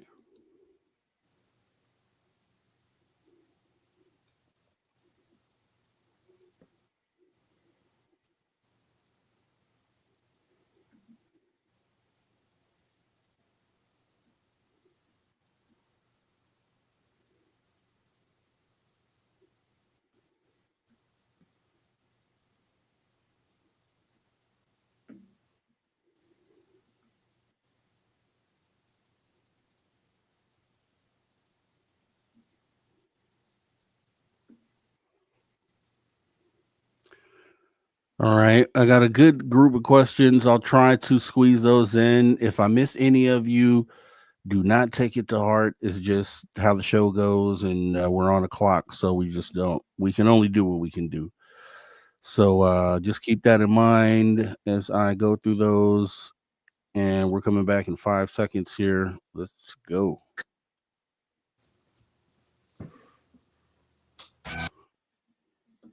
Of course, that happens. 9:35.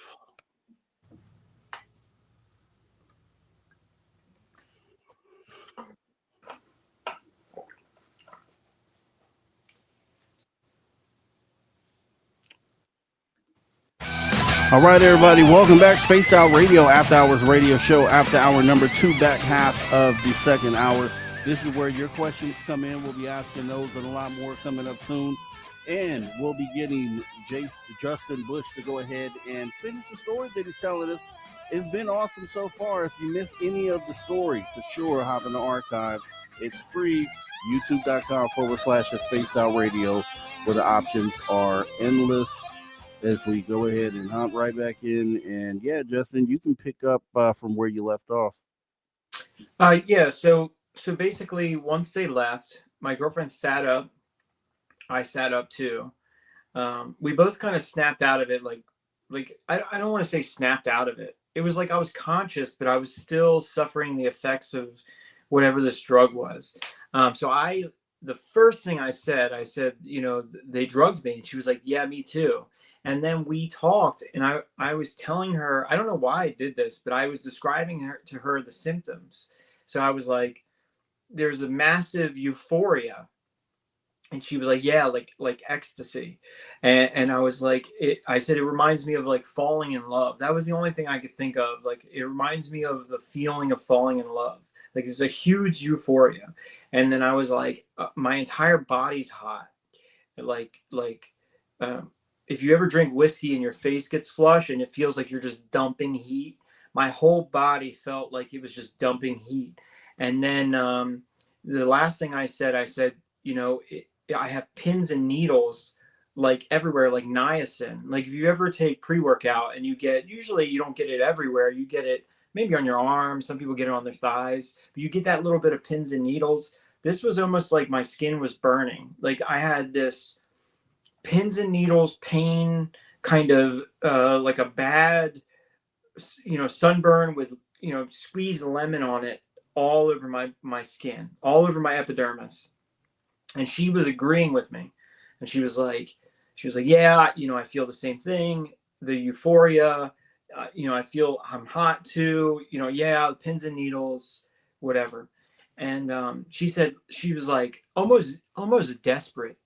She was like, can we please just smoke a cigarette? And I said, yeah, but look what they did. And I'm pointing at the pile of clothes and the mud on the bed. And I'm like, look at what they did. And she was like, I know. She was like, I'll clean it up later. And I was like, I don't want you to clean it up, And she's like, baby, can we please just smoke a cigarette? I was like, yeah, but look at this. And she was like, I'll deal with it later. She was like, I promise I'll clean it up. And I was like, baby, I don't care at all. I was like, look at what they did. And she was like, I know. She was like, can we just smoke a cigarette? So this probably went on for like maybe a minute. Like literally they just walked out the door. So I was like, okay. And we're both still in our full clothes, we're both still dressed. So we get up and we walk out the door. I did the same thing that I did like an hour and a half ago. Oh, by the way, there's a clock on the door. So like right above the door, it's 3:30 now. So that interrogation probably lasted between an hour and a half, like maybe like 1 hour and 15 minutes or something. So anyway, we step outside. I pop the cigarettes. I light two. I hand her one. I turn. I don't know why, but I just was looking around, and you have to understand, we still have the most of it has worn off, but there's still a bit of euphoria. So somebody asked me, somebody was like, weren't you afraid to go outside? And I was like, no, I felt amazing. Like whatever drug they get, this is why I told them I thought it was, somebody asked me what it was. And I was like, I think it might've been opiates of some kind, because I had gotten sick and gotten a morphine drip. And if you've ever had morphine, you feel awesome. So I didn't, yes, this was a very freaky thing and scary and all that stuff, but I physically felt great. I was like, I feel great. So I went outside, I handed her a cigarette, I turned, I don't even know why. I was just looking out at the property, and all of a sudden I saw this craft rise up. It's in the field right next to the house. Like there's a few feet of drive or a few feet of yard, a small driveway, and then this field. And this thing was so invisible when it was landed on the ground it's nighttime. You couldn't even tell it was there. Like I had no idea it was there until it started to lift off the ground. As soon as it lifted up, it's got these lights on the bottom. And so as soon as it got like a foot or two, into the air, you could immediately see it. And it started to lift up, and we have a neighbor that's a little bit further down. And it started to fly over her house, like lift up, like kind of, like this, right? And so I immediately went, oh my God, look, UFO. My girlfriend turns, she sees it. And like I told you, she doesn't believe in aliens or UFOs at this time, right? So she sees it and she goes, well, what if it's just an airplane? And I was like, look at it, right? And it was her first reaction. She turned and she was like, well, what if it's just an airplane? Like within a second. And I was like, look, and it is coming towards us. It's not flying away from us. It's getting closer and closer, and it's very low to the ground. We're talking, it is feet off the ground. So this thing is getting closer and closer. And she goes, hey, yeah. She's like, look at the lights. And then she was like, they're like plasma or something. Has these 3 lights. If you want to know what we saw, by the way, if you want to know what these dudes were flying in, right? And by the way, somebody said to me, like, what if it was the aliens showed up or something, whatever. I would bet my life that those men walked they shut the door, they walked across that field, they got in that thing and flew away. Just so we're clear. Like, I've had people say, what if it was the reptilians and they were spying on the military I don't believe that for a second. I believe these men got into that triangle-shaped craft and then they left. They probably were out there, landed in the field the entire time, and we just didn't know. Because this craft was like black. And out there in the middle of the night, farmers don't have big lights just in the middle of a field. So, but anyway, this thing is getting closer to us. And if you want to know what I saw, you just type in Belgian triangle. That's what I saw. This was a almost perfect isosceles triangle. It had, equilateral triangle with a orange hemisphere. It almost looked like if you took a tennis ball and you covered the outside of it in plasma, and then you kind of glued it up into the corner. So each corner had these hemispherical discharges of a red-orange plasma, and then it had a center white light that was flashing randomly, and this random, just randomly flashing, like no, 3 and then stop and then 3, like just randomly flashing. And so my girlfriend's like, hey, yeah, look at the lights. She was like, it's like plasma. And as it's getting closer and closer, she goes, oh my God. And she starts hitting me. And she's like, you got to film it. And I ran inside, I grabbed my camera, I unlock it, and I film it for probably 4 minutes. So what this thing did was, we're on the mountain. So there's a peak that's like right across the road. This thing lifts up, it flies. I think I could have hit it with a slingshot. When it flew, when it was as close as it got to us, yeah, that's exactly. I mean, that one kind of has a weird, funny outline on the one side, but it's just like that. I mean, it was a bit darker. So, but anyway, it doesn't matter. Just like that, right? So this thing flies over us, and when it got really close, I am pretty sure I could have hit it with a slingshot. It flew right over. There was another neighbor on the other side.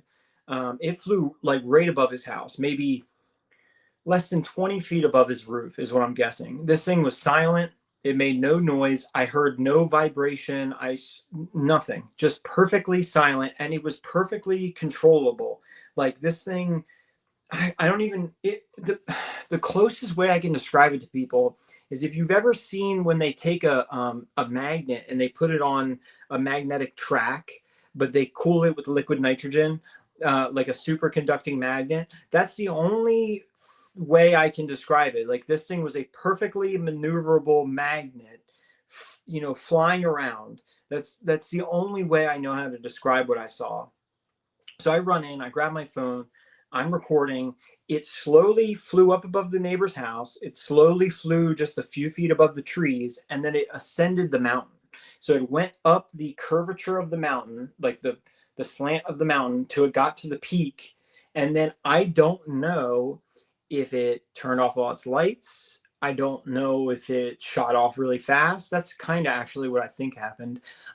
It's possible that it descended below the mountain, and that's when we lost sight of it. But it flew all the way up very slowly to the peak of the mountain. It took several minutes for it to get up there, and then it just disappeared as quickly as everything happened. So we went inside.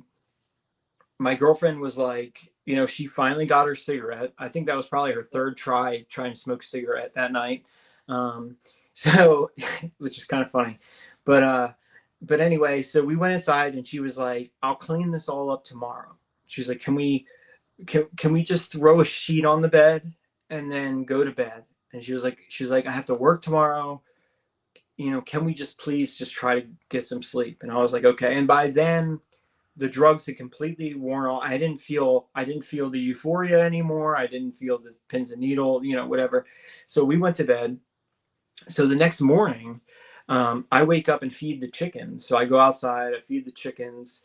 I found her. That's when I found her cigarette on the ground. Is when I walked around the side of the house, and we don't throw cigarettes on the ground. So as soon as I saw it, I was like, I guarantee this is from her. I didn't touch it. She took pictures of it. There were some footprints there's a potato patch where you grow potatoes. So you harvest them in October. So there's a nicely tilled piece of ground. One of those men must have ran across it because there were footprints in it, boot prints, and they didn't belong to me. They didn't belong to her. So we took pictures of it. We took our boot out there and compared it like, yeah, this isn't ours. It's not my boot print. But anyway, I fed the chickens. I came inside. I was sitting on the edge of the bed. The muddy footprints were still on the mattress. Like nothing had been cleaned yet. Like she woke up and got a shower. And I woke up and went outside to feed the animals. So I'm sitting at the edge of the bed and I'm just thinking about what happened last night. She bursts in the bedroom door and rips her towel open. And she's completely naked. And she goes, look. And I'm like, what? And she goes, look. And she points at her chest. And on her breast, on her right breast, she had I think it was 12 circles. It almost looked like if you took a grid and you put it up to somebody's chest and you just irradiated them or bad sunburn or something. It also reminded me, if you have allergies, right? Like I have a bad nose and stuff. So, but if you go to the doctor and they do those allergy tests and they give you those things like the injection, it also kind of reminded me that. But she had this grid kind of burnt into her chest, and she was like, "Look," and I was like, "Oh, okay." And she was like, "Why aren't you reacting to this?" And I was like, "What are you talking about?" She was like, "This is, how did this happen?" And I was like, "What do you mean, how did it happen?" I was like, "Don't you remember what happened last night?" And she's like, "What are you talking about?" And I was like, "Oh my gosh, you don't remember what happened last night?" And she was like, "Are you messing with me?" And I was like, "Are you serious? You don't remember what happened?" And she was like, "What are you talking about?" And I was like, "We were abducted." I was like, "Are you serious?" And she said, "Well, I don't remember getting abducted." And I was like, "Dude, there's muddy footprints all over. Like, what are you talking about?" And she was like, "Well, I don't remember getting taken by anybody." And I was like, are you serious? And she was like, she got mad at me and she said, either tell me what you're talking about or something. Like she got pissed. And I was like, okay. So I told her what I remembered.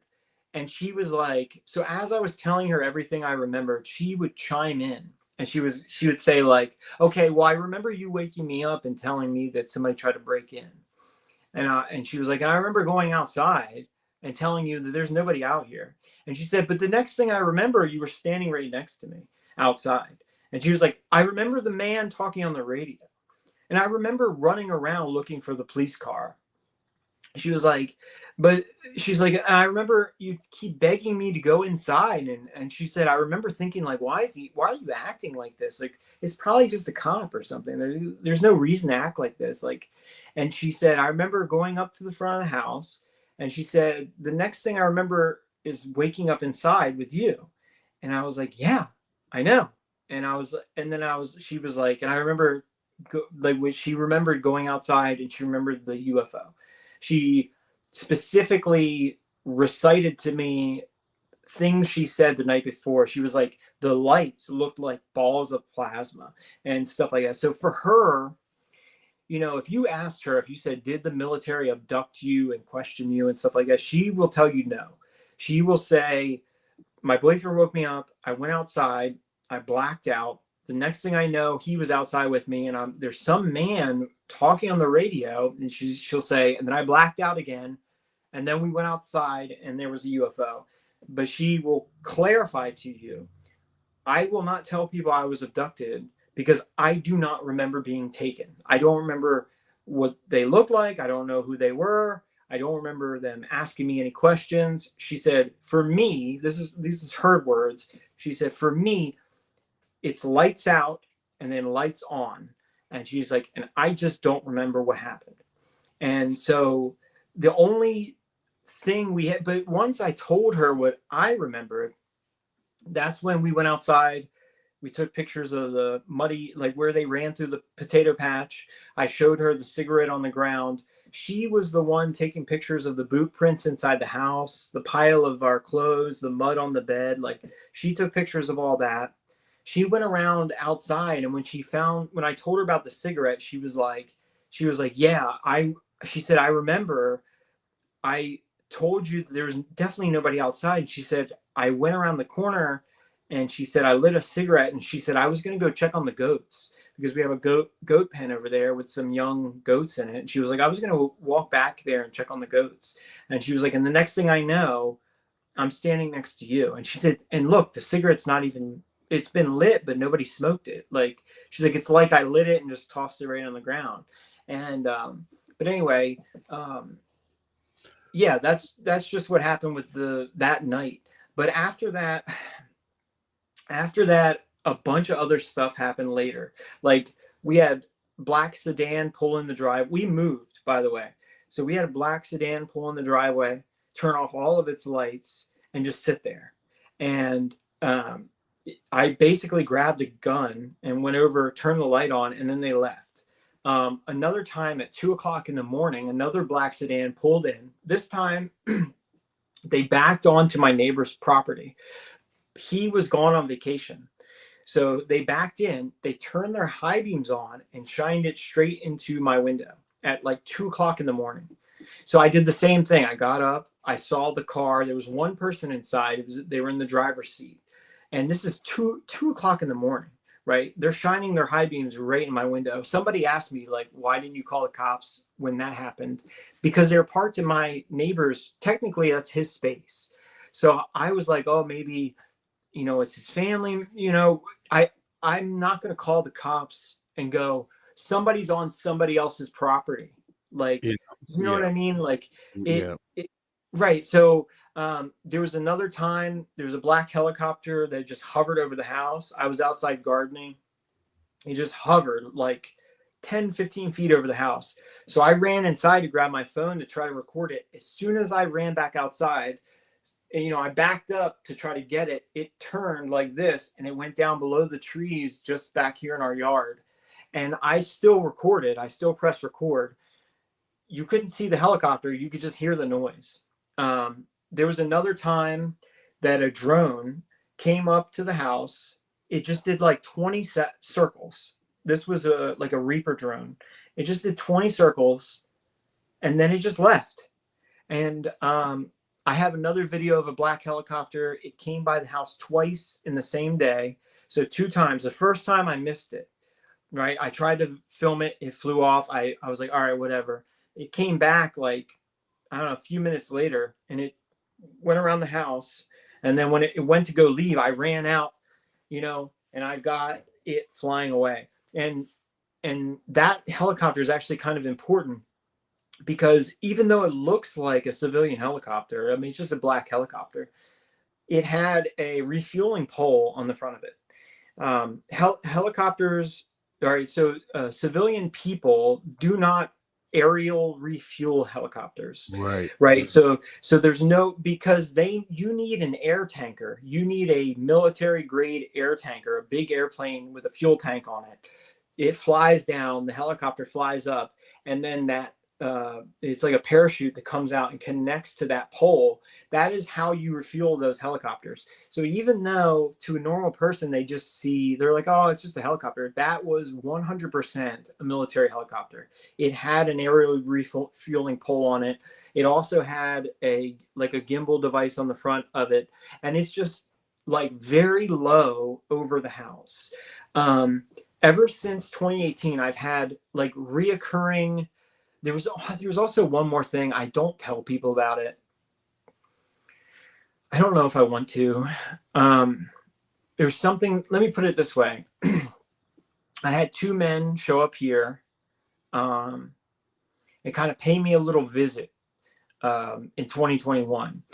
I don't want to talk about it. I don't want to tell people what happened. But let me put it this way. It is a guarantee that the military is involved in this, just like in 2018. Like all they cared about was tracking that UFO. All they cared about was getting it. Did they leave anything? Did they drop anything? Did you steal anything? Did you take anything? All they cared about was, what did they look like? Who were they? What did they say? Do you have anything from them? Anything at all? Like they landed, I didn't tell you this, but they landed like feet away from where the craft landed. So I imagine in my head that they probably had people out there looking around, scanning that area, to check or whatever. Like I didn't see that happen, but in my mind, they came in, they landed right next to where the craft landed. They did their investigation. They grabbed me. They asked me the questions they want to ask me. They dumped my ass off, and then they left. And I think the only reason they started bothering me again is because I started to tell people my story. Like that's just my opinion. Maybe that's not true. Maybe they're keeping an eye on me for other reasons, I guess, but that's just what it seems like to me. And these are like military type people. These aren't, these aren't squirrely little CIA guys that work in an office building. Like these are, if you've ever been in the military, right, and you've met special forces guys, these are like Green Beret, former Navy SEAL, Delta Force style men. Like they're the Let me type pause of you men. right there. Okay, Are you able to come back for about 15 minutes after the break to answer a few questions? Yeah, of course. I'll always come back. Okay, so let's do this. Let's go ahead and take our final break here real quick with our guest, Justin Bush, as we get him for an extra 15 minutes to answer questions right after this break, guys. Don't you go anywhere. After Hours with Mr. Rob G on the only place where you can own the night. Spaced Out Radio. Spaced Out Radio. You've tuned your dial to the right frequency.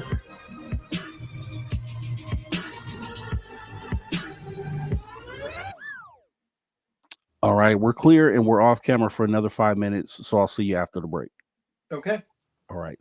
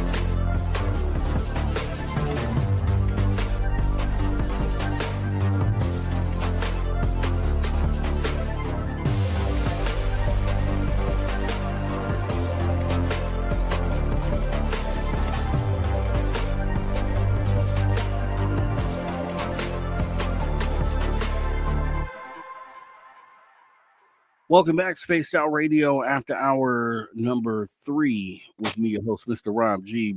Joined back with our guest here, Justin Bush. Fantastic conversation going on here. And he's been gracious enough to stick around for 15 more minutes to answer questions from you guys, as we got about 5 seconds before we come back from radio. Here we go.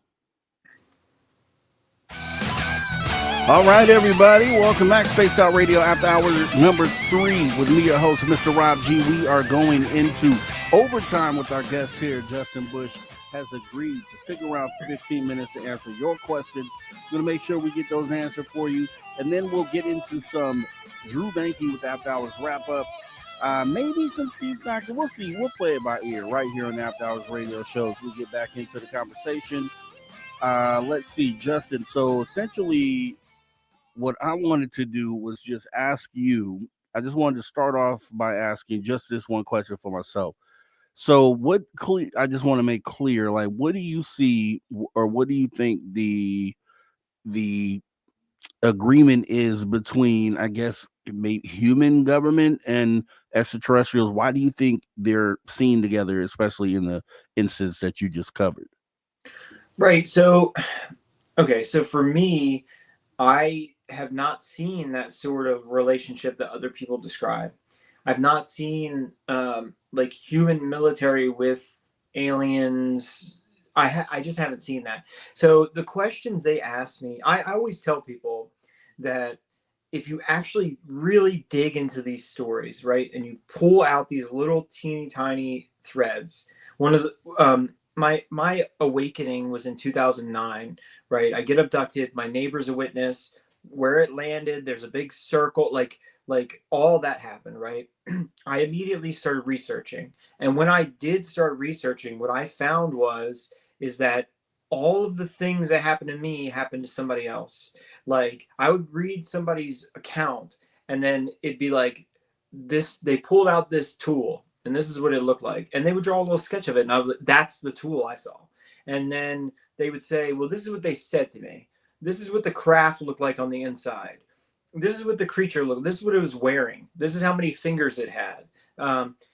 There were all these little teeny tiny details that were so like it's exactly like the procedure. This is the procedure they did. And I'm like, that is the procedure they did to me. Like, don't get me wrong.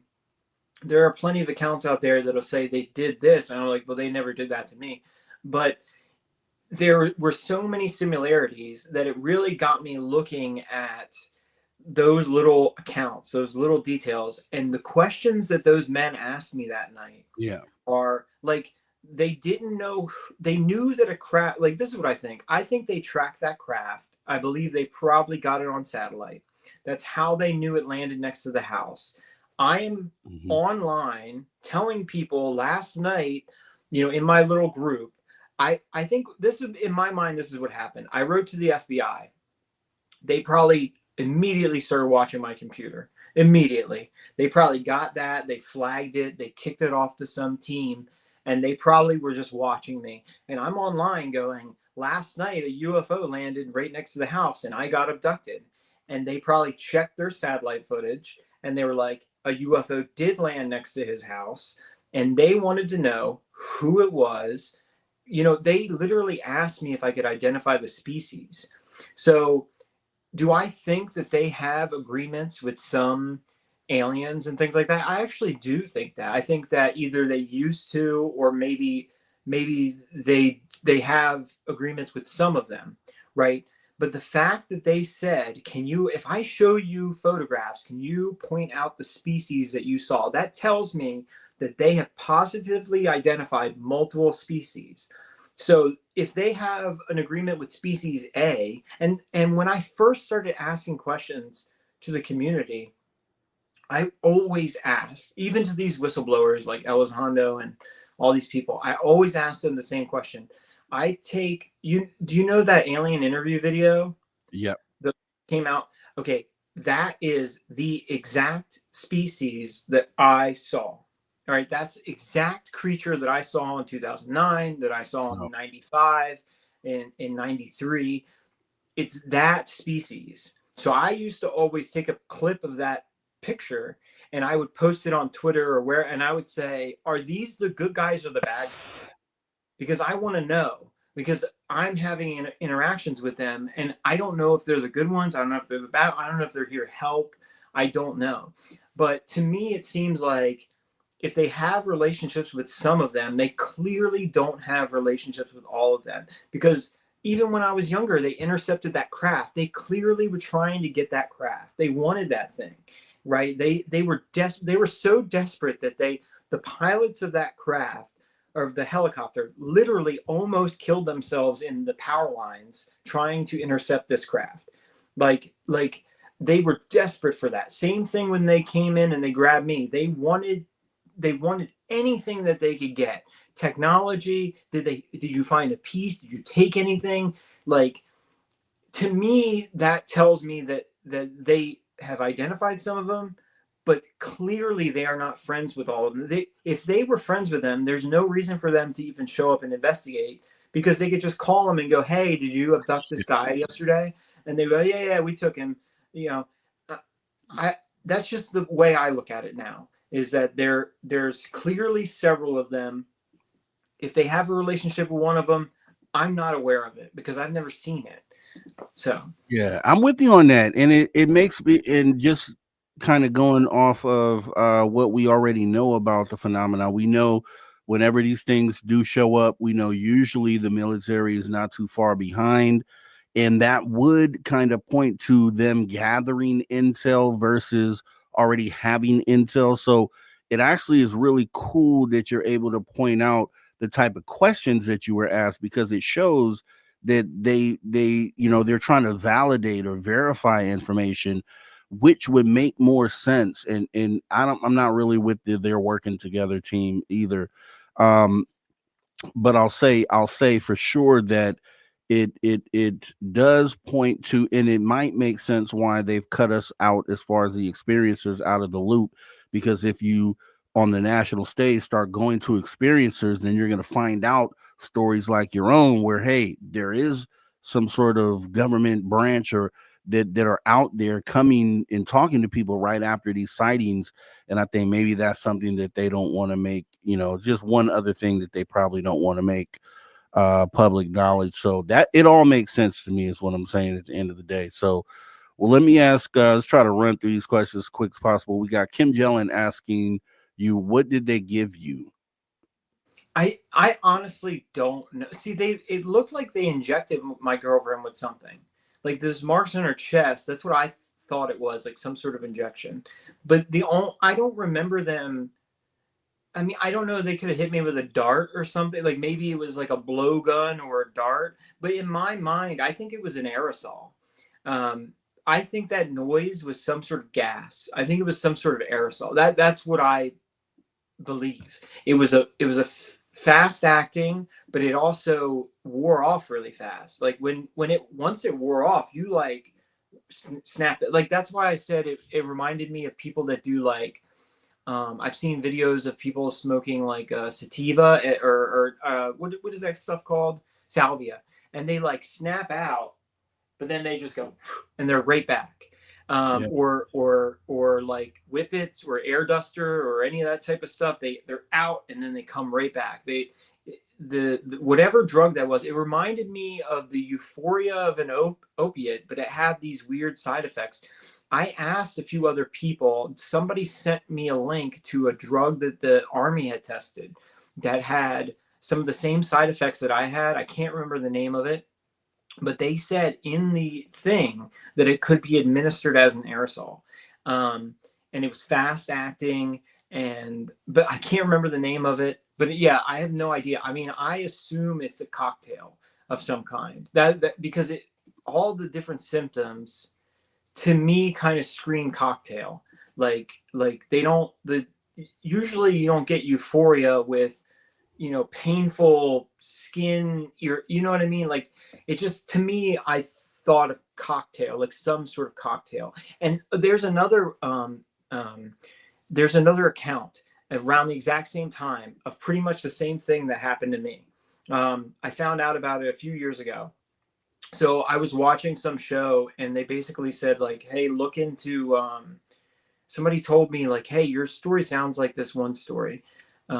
So when they stole the Ark of the Covenant from Ethiopia, go and look up the news article about that, because they gassed these guys, right? They went in, they jackhammered the hallways. There's a dungeon where this thing was. So they went down in the catacombs, they jackhammered the walls, they stole this thing, and then they flew off. They said that these were heavily armed military men wearing all black. And they even said in the article that it was an opioid-based drug. And so the people that were drugged were tested by the government later on, and they came back positive for opiates. So they were like, it has to be some sort of opioid drug. But it's very, very similar to what happened to me. I mean, the only thing that was really different would be they said that they thought they came in on helicopters. But the craft that I saw was not a helicopter. But it's very eerily similar. The moment I read it, I was like, this is so close to what happened to me that anytime people ask me like, what, I said, those guys might literally work in the same office building or something. Because that happened, I think that happened in 2017. Or maybe, I don't know. I can't remember the date, but I think it was 2017. But yeah.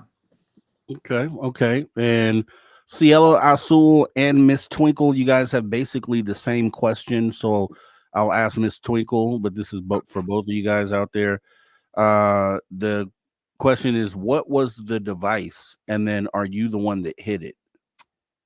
Yes. God, man, I wish you could ask that. All right.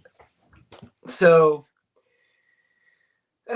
all right. So the night before when I got abducted, when I woke up the next morning, my pants were down around like my ankles. And I had this orange substance on my testicles. And then I had these two perfectly oval shaped bruises on my upper thigh. So I immediately, I was like, oh my God, they took me. What did they do? Like I already knew I was abducted. I was awake when I was abducted. I walked outside with my girlfriend. So she doesn't remember what happened. She remembers me waking her up. She remembers going outside, and then she remembers kind of blacking out. But I had taken my phone and taken a photograph. So the next morning I had a photo of something. But anyway, I don't like UFO people that don't tell you everything. It drives me crazy. I'm like, just tell us. But sometimes when you're the person, it like you want to protect yourself. Like there are certain things that you keep to yourself to help. Like it, I don't even know how to describe it without explaining it to people. Why it doesn't matter. I'm not going to tell you everything. There are some things I'm not going to tell you. So anyway, the next morning I push myself off the bed and I immediately feel something in the pillowcase. And I was like, what is that? So I roll over. You have to imagine I've got these crazy bruises. My pants are around my ankles. I've got this really crazy looking substance on my privates, like a fluorescent orange, almost like candy. If you take sugar and you heat it up and then you let it dry and it becomes flaky, like crystallized. Yes. I have a orange, like a I forget that stuff's called iodine, like an iodine colored crystallized material only on my testicles with these bruises. And immediately I touch this thing. I'm like, what is that? So I roll over and I hold it. And I didn't take it out of the pillowcase. I just kind of felt it. And I was like, did I hide a knife in my pillowcase again? Because when I was going through abductions before, I hid weapons everywhere. And I was like, if I could just get to one, I could defend myself, you know? So I was like, did I hide something in there last night? But I blew it off. And because I was like, I have to get this stuff off my body, whatever this stuff is. I took a few pictures of the stuff. I took a few pictures of the bruises. I showed my girlfriend. She was like, oh my God, like, you know, you gotta photograph that, whatever. So I take pictures and I got in the shower and I literally scrub my privates every day, 4 times a day for like several days in a row. That substance, it literally stained my skin for like 4 or 5 days.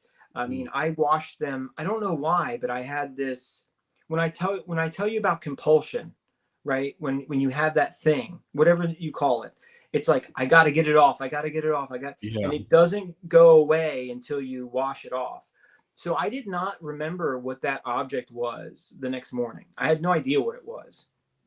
I didn't remember what it was until they were questioning me. So when they asked me, if I told you earlier, I didn't want to tell them the answer. Like they asked me, like, did you take anything? Did you receive anything? Did you find anything?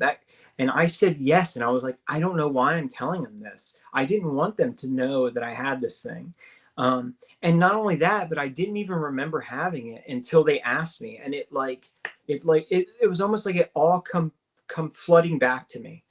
And I knew that I had taken that object and I knew that I put it in my pillowcase. I knew it was it was probably, I don't know.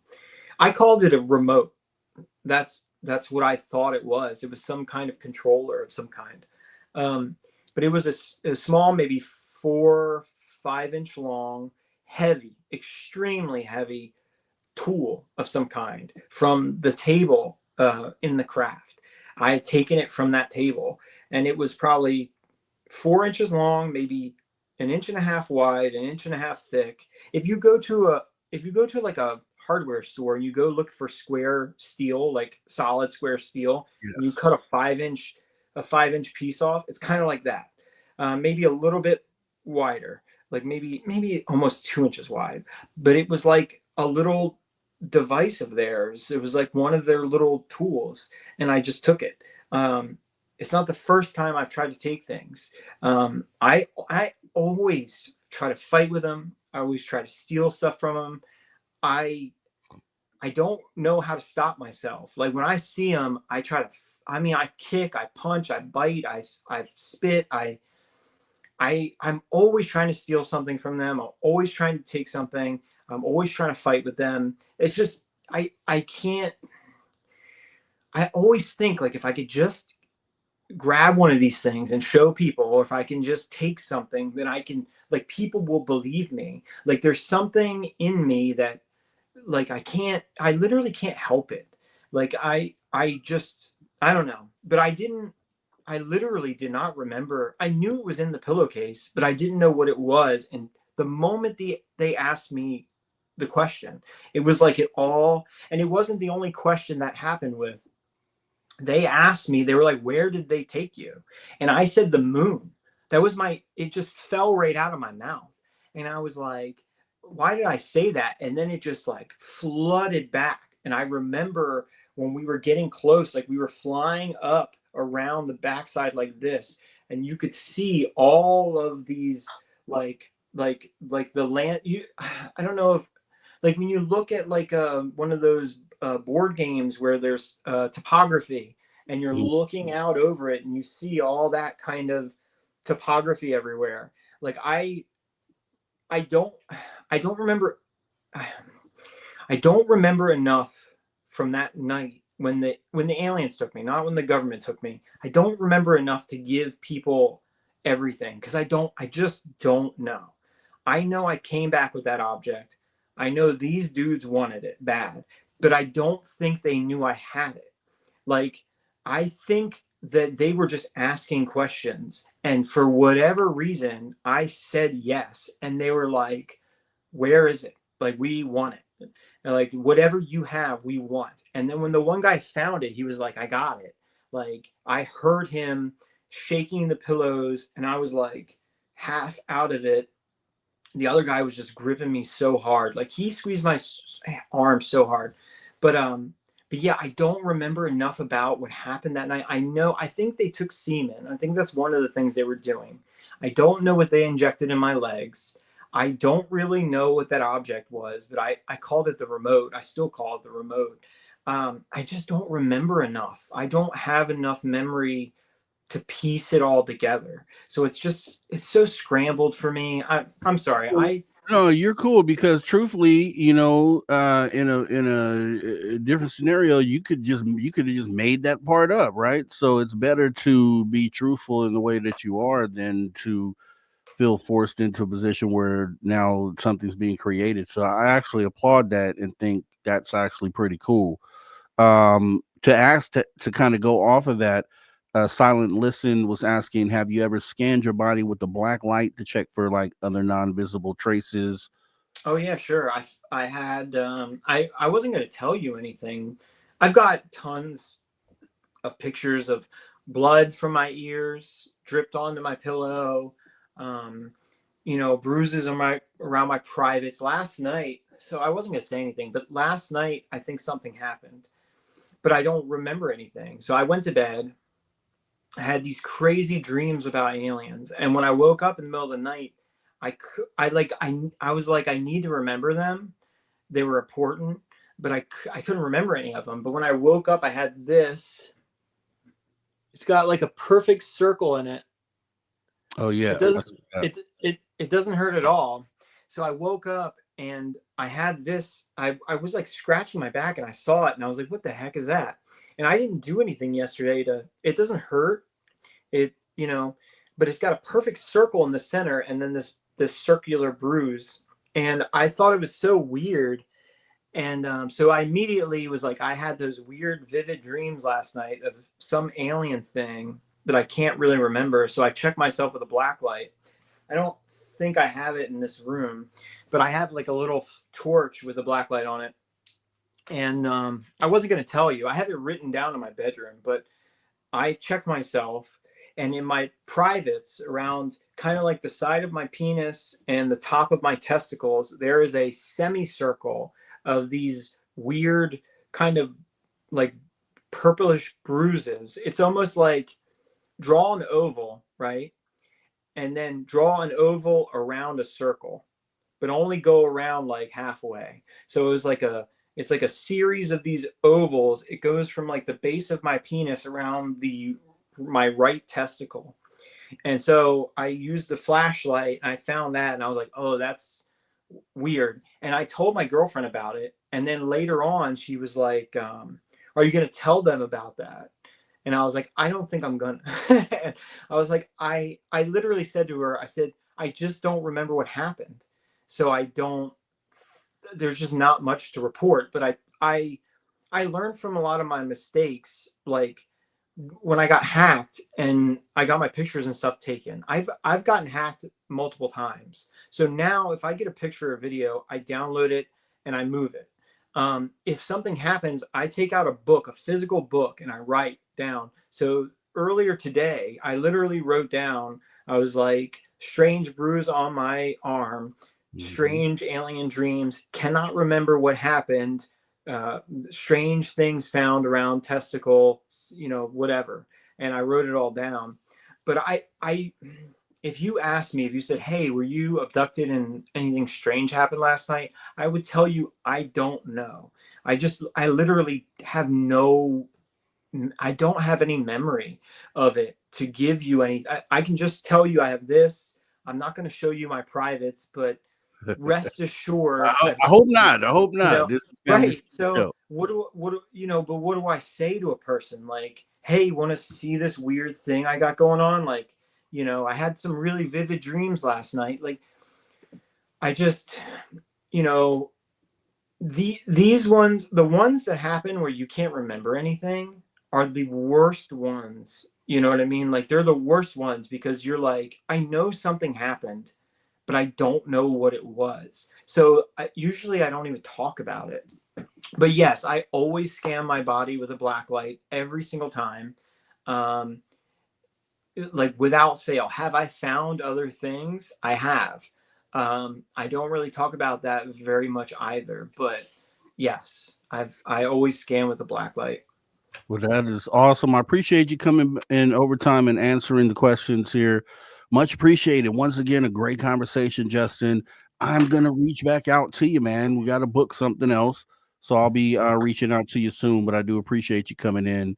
And we have put your book information here. Violence Will Not Be Tolerated.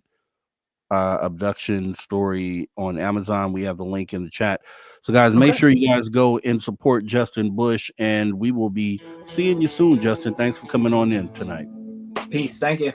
Yes, sir. Have a good night. Take care. All right, guys, that is Justin Bush. Once again, you missed the first show. We did a first show. It is in the archives about a couple months back. Make sure you go back and talk. That's where he talks about the abduction story. We got some more to go here. We got Drew Banky with the After Hours wrap up coming up right after this break here. Spaced Out Radio After Hours radio show. See you in a minute. All right, we are clear. We are clear. And might as well bring in the guy, because we'll still have to introduce him with music later. Drew Banky. What's up, Drew Banky? Yo, what a crazy story. Man, Dan, do you hear it? Do you hear it? And that's we'll get into it. We'll save it. What's I know you had some stuff going on last weekend. Yeah, a lot of stuff. It's still going on. It's still going on. But yeah, I was at the Contact Modalities Expo and got to connect with Chris Bledsoe and Ryan Bledsoe, the whole family. And yeah, he's had some legit experiences, I can tell you that for sure. And yeah, just all types of things lining up. There's a prophecy of Leo leading into leading this age right now and leading into this age of awakening. He has he has a prophecy about the Sphinx on Easter of next year. My birthday's on Easter of next year.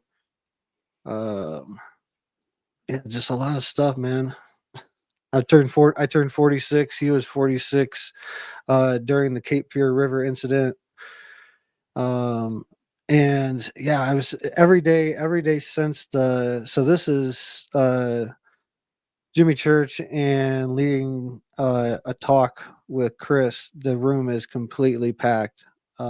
Everybody at the conference is in that one room for Chris's talk. And yeah, it's just things he talked about was just so amazing. There's yours truly, one of my talks. Yeah, it was just amazing, amazing weekend, man. Crazy things going on. So Drew Banky on stage. I don't know how many you sent me here. Were there more? Let me see. I sent you a few. Yeah, but it's just that yes, me and Ryan Bledsoe. I'm gonna be on his show soon. Bledsoe said so. So we talked about doing a show together, and it's good. Awesome stuff. Bledsoe said so, because Bledsoe said so. There's me and the man. Awesome stuff. Chris Bledsoe, if everybody didn't know who that was out there. UFO of God. I just got done with it, listened to it on audiobook, and it's powerful, Pretty man. Oh, and here's another synchronicity with so Chris was on Fade to Black last night, and he was talking about how he made sure the 3 dots were on the cover of his book because he was guided to do that. Well, Ella, my wife, this is a painting, so I asked her to channel the cover for me, and knowing like my connection to 3 dots, she made sure it was on the cover, and I really like that. There's symbolism all in the cover, so it's just amazing, man. And yeah, awesome stuff. Awesome stuff. Let's see. Was that the last thing on the? I'm not sure. Let's see. Yeah, I don't know what this is. That's into the. Oh yeah, that's from before. Okay. All right. Pull that off for now. We got about 1 minute before we come all the way back here. And High Noon says I want to hear more from Justin. Yeah, Justin, we'll reach right back out to Justin, make sure we get him booked for a future show. Like I said, I don't know if you missed because your name seems new. And actually, let me give the whole spiel. We did a show with Justin about a month and a half ago, 2 months ago, which he covered his abduction experience essentially. Then we ended the show kind of going into government involvement, which is what this show is here today. So you can watch them back to back and get the full scope. Also, we'll be bringing them back in to continue where we left off here tonight. So, yeah, Justin is a cool dude, and we'll be talking more about that in the after hours wrap up coming up right in about 15 seconds right after this break. And let's see. I would put that up on screen tomorrow, man, but I can't play into it. 3 seconds left. Here we go. All right, everybody, welcome back. Spaced Out Radio, the After Hours radio show with me, your host, Mr. Rob G. Fantastic conversation. Awesome guest, Justin Bush. Stepped in the building. Continued a previous conversation that we had. If you missed this conversation or the one we had a couple months back, make sure you jump in the archive. Absolutely free. YouTube.com/Spaced Out Radio as we get ready to get into the back half of the show.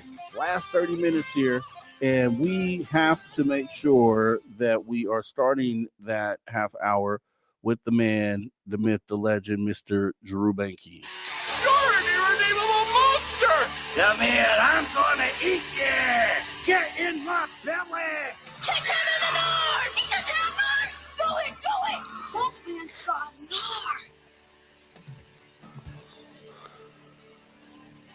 You're a monster!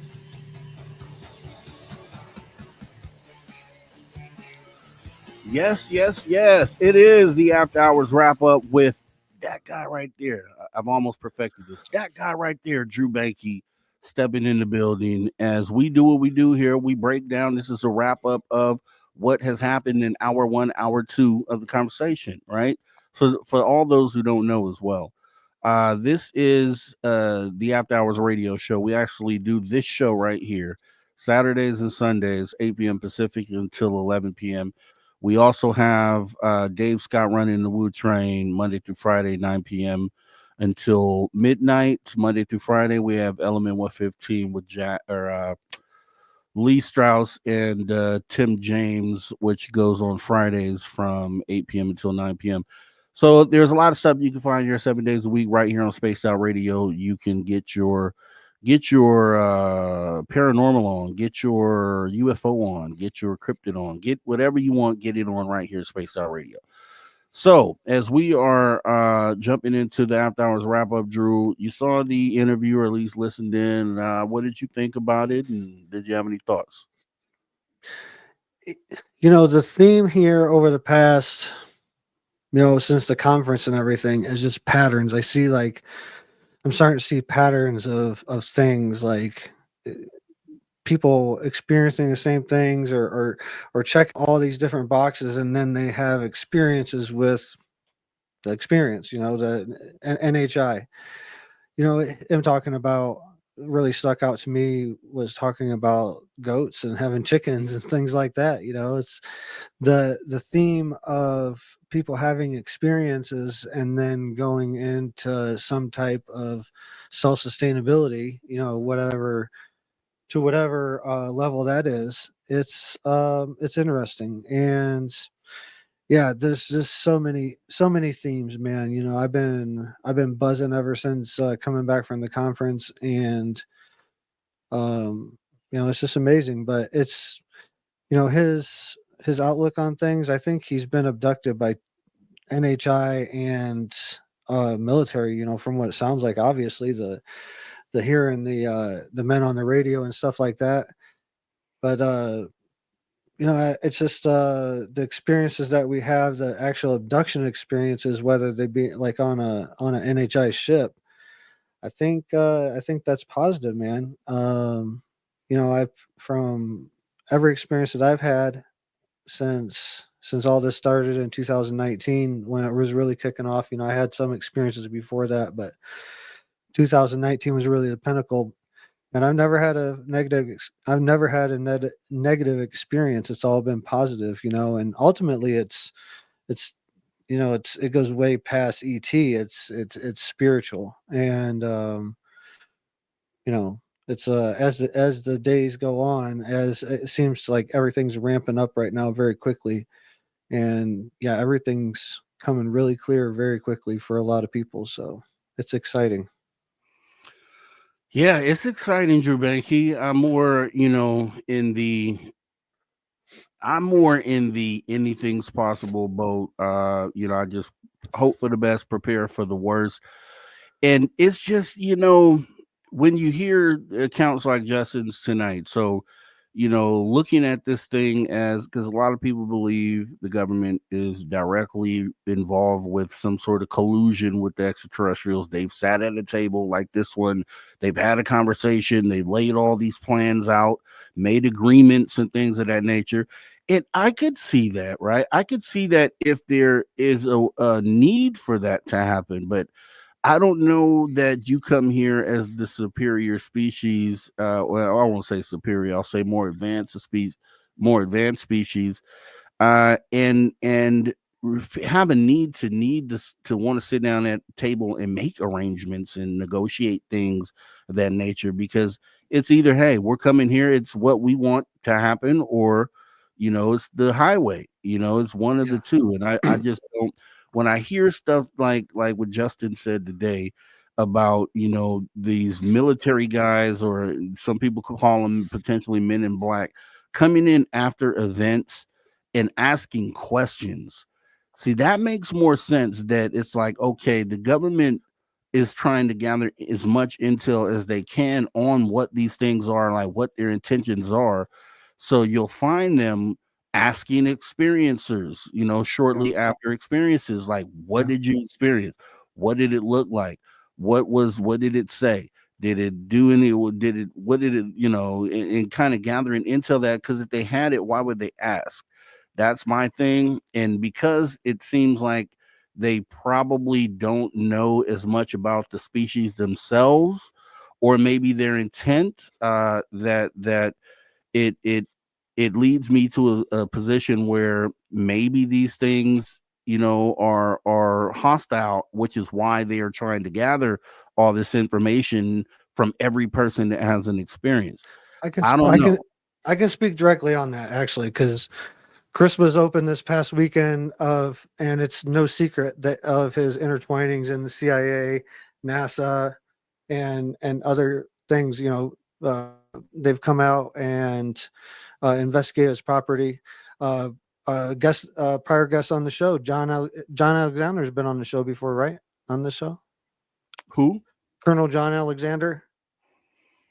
Possibly. Maybe I think maybe with Dave, or maybe it was with someone else back in the day. But I've talked with John.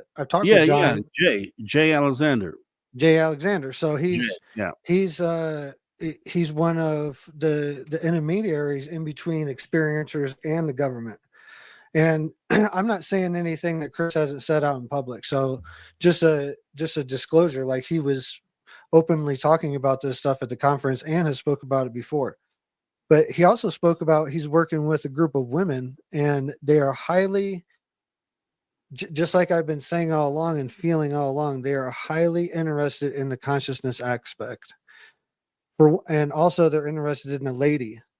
And I've just learned some new things about the lady that Chris Bledsoe talks about. It's actually Hathor from Egypt is finally come out exactly who they think it is. And yeah, it's just interesting times. But yeah, there's the government is involved. I from what I understand, they've known about this for over 100 years that this moment was going to happen. Like, they've been remote viewing these times and everything, and know this is going to happen, and actually corroborating visions that Chris is having.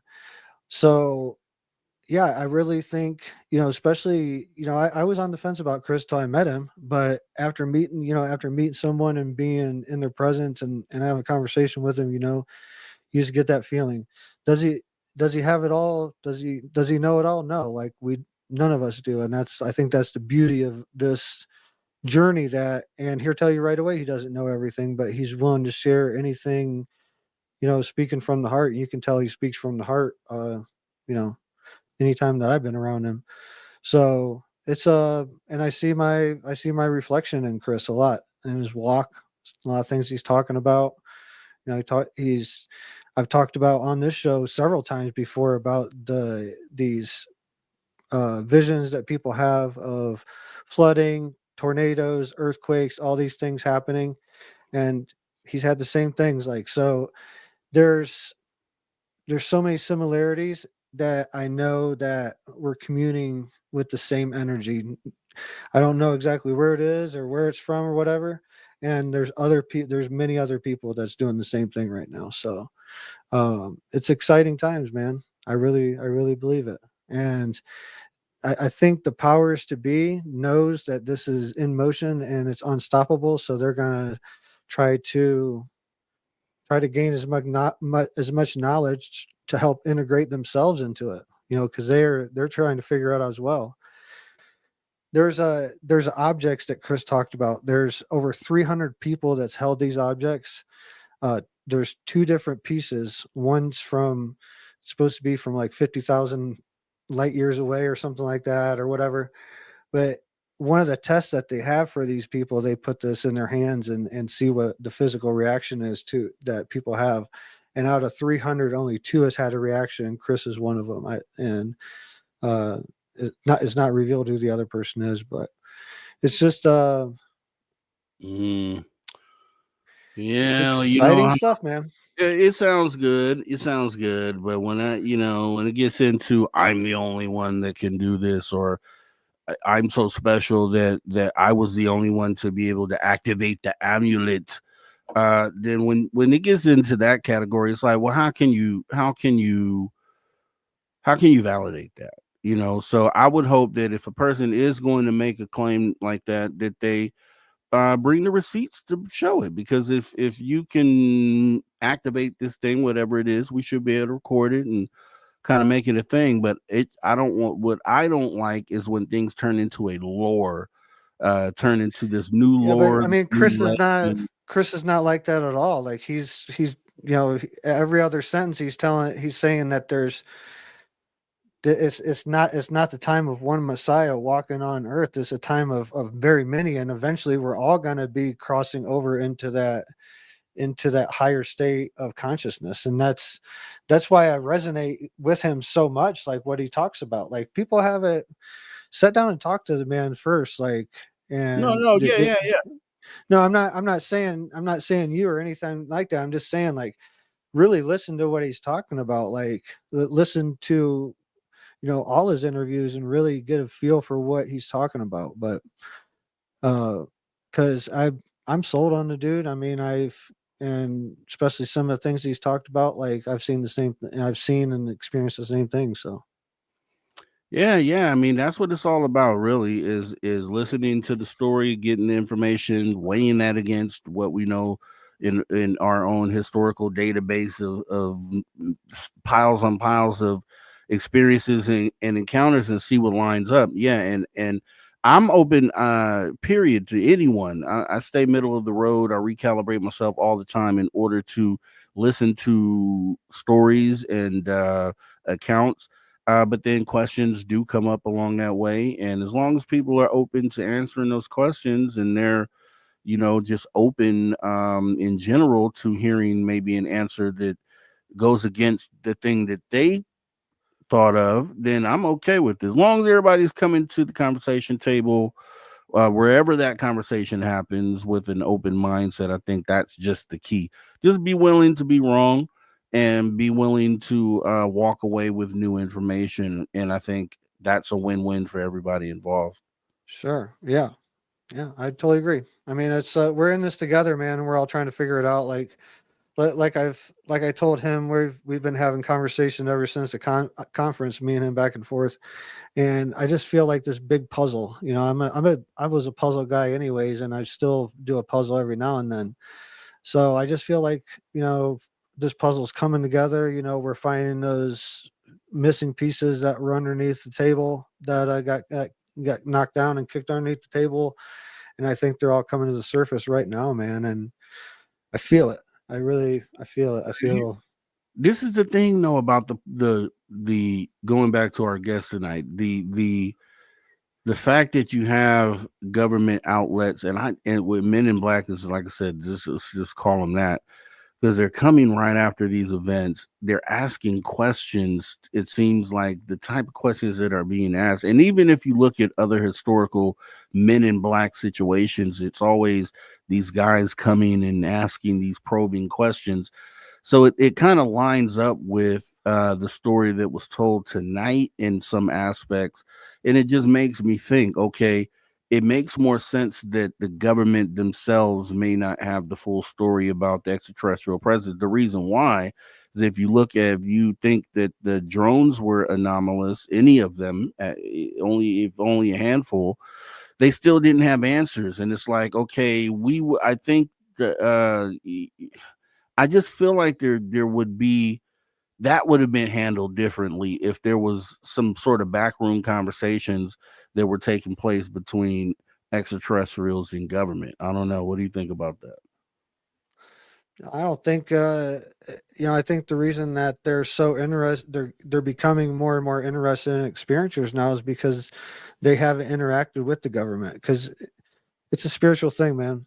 It's a spiritual consciousness thing, and they they can do remote viewing and stuff like that, but actual contact is telepathic contact and stuff like that, I think, is is a spiritual thing. That's why they have the the psionics teams that has come out over the past couple of years that we found out about. Just a different name of like C5 or Skywatch or whatever. It's just the same thing. Connecting to one, connecting the source, and ultimately bridging that gap. And that's the illusion of time and space, bridging that gap through consciousness and connecting to the craft. I don't think the general military and government have the ability to do that because they have too much stuff going in their mind in the background. They have alter reasons for doing that. That's why they have to have specific teams to do it. And I'm sure those teams those guys have been recruited and watched through their childhood and up into recruitment into a program.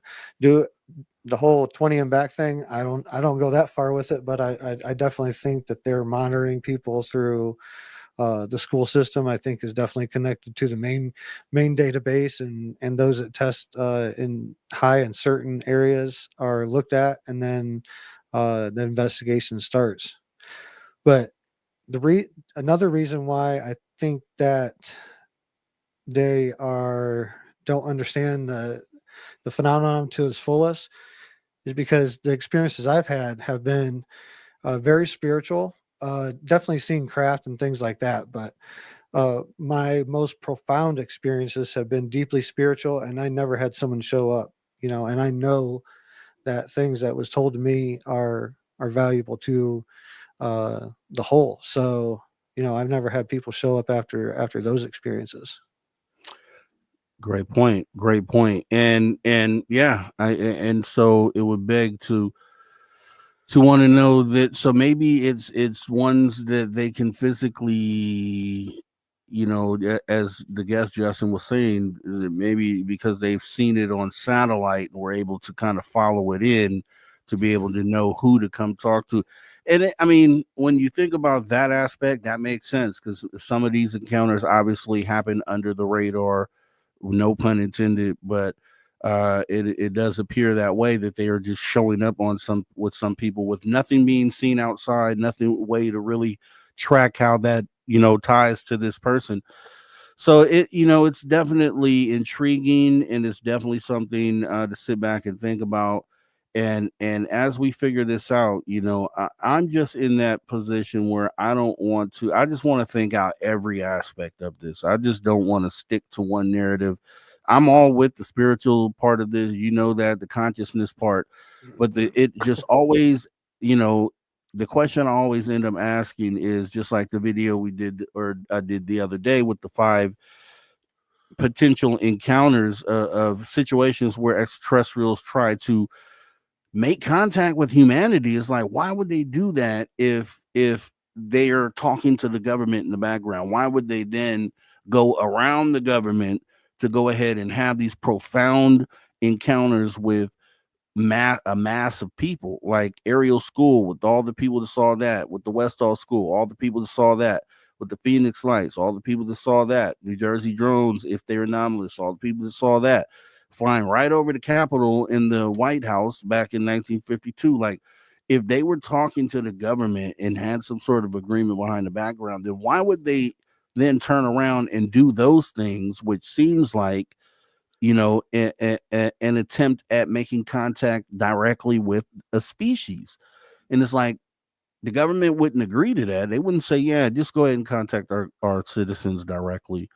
So it just, when we look at evidence and what we have, it's like, well, that doesn't make sense, because if they were talking behind the scenes, why would they then go and try to access the people directly? Like, why? In a not just an abduction scenario, but in a wide open, hey, here we are sort of situation where it's like undeniable that a lot of people are seeing this at one time, sort of thing. It's just one of those things we'll have to figure out, but it doesn't make sense, right? As we sift through this. Yeah, the individual stories, I don't know, man. Like, it's hard to tell because there's a lot of people's stories that they've stuck with for a while. And the one thing about this phenomenon, it's so massive. Like, me telling my story now is going to be different than what it is a week from now or a month from now, because I'm looking at the same situations I've had from a different point of view, and that can be true for everybody. Just like, but I bring up several times before, just Travis Walton. His story was total terror and everything, and then he come to a realization. So I don't know, man. It's I think we're on a path to enlightenment, and I think that engulfs everything, and to include these experiences. And truthfully, I'm kind of getting, you start to feel like electricity going through your body. Like I'm starting to feel that feeling, because it's almost like it's almost in anticipation for what is next. Like it feels like the next thing that really moves this subject somewhere. It seems like it's right there, just out of sight, where we don't see it yet, but it's like right over that horizon, the next thing. And I feel like before the end of the summer, before the summer ends, we'll have that, whatever it is, the thing that kind of is big, not just, hey, he has a book out, or hey, this person might have been part of this program. I'm talking about something that really is seismic and shakes everything up. But with that being said, we're going to go ahead and get ready to wrap this thing up. We want to thank our guest, Justin Bush, for coming on in, as that went ahead and crashed. So let me go ahead and do the outro again. I tried to fix for another day. But Justin was awesome here tonight, so we want to make sure that we thank him again for coming on and being the great guy that he is. And we also want to thank Drew Banky with the After Hours Wrap Up for being the guy that he is sticking with us each and every night. We didn't get to Steve Stock Tells Untold Mysteries, but that's okay. We'll save that for another night.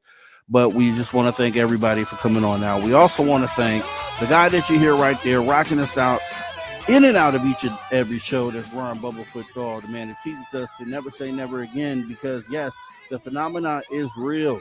It's for sure real. Because of that, anything and everything under that is possible. So keep that in mind, right? Thank you for tuning your frequency to Spaced Out Radio, where we do what we do best. What's that, you ask? What's that, Drew Banky? What do we do best? We own the night. We own the night. We definitely own the night, and we definitely appreciate you guys for coming on in. This show is copyrighted SOR Media Adventures Limited, Spaced Out Radio. It has been a pleasure once again serving you as your host. I am Mr. Rob G. This is Drew Banky right over here next to me. This is the After Hours Radio Show, and you can best believe, to all you space travelers out there, this is not a goodbye nor a farewell. However, as we go off there for the night, you can best believe we'll be back doing the same thing, same time, same place. Make sure you're here. We would love to see you back. Once again, thanks for coming on in tonight. It has been a pleasure rocking you guys out. Have a great rest of your night. Take care, everyone. Take care of your mothers too tomorrow. Happy Mother's Day.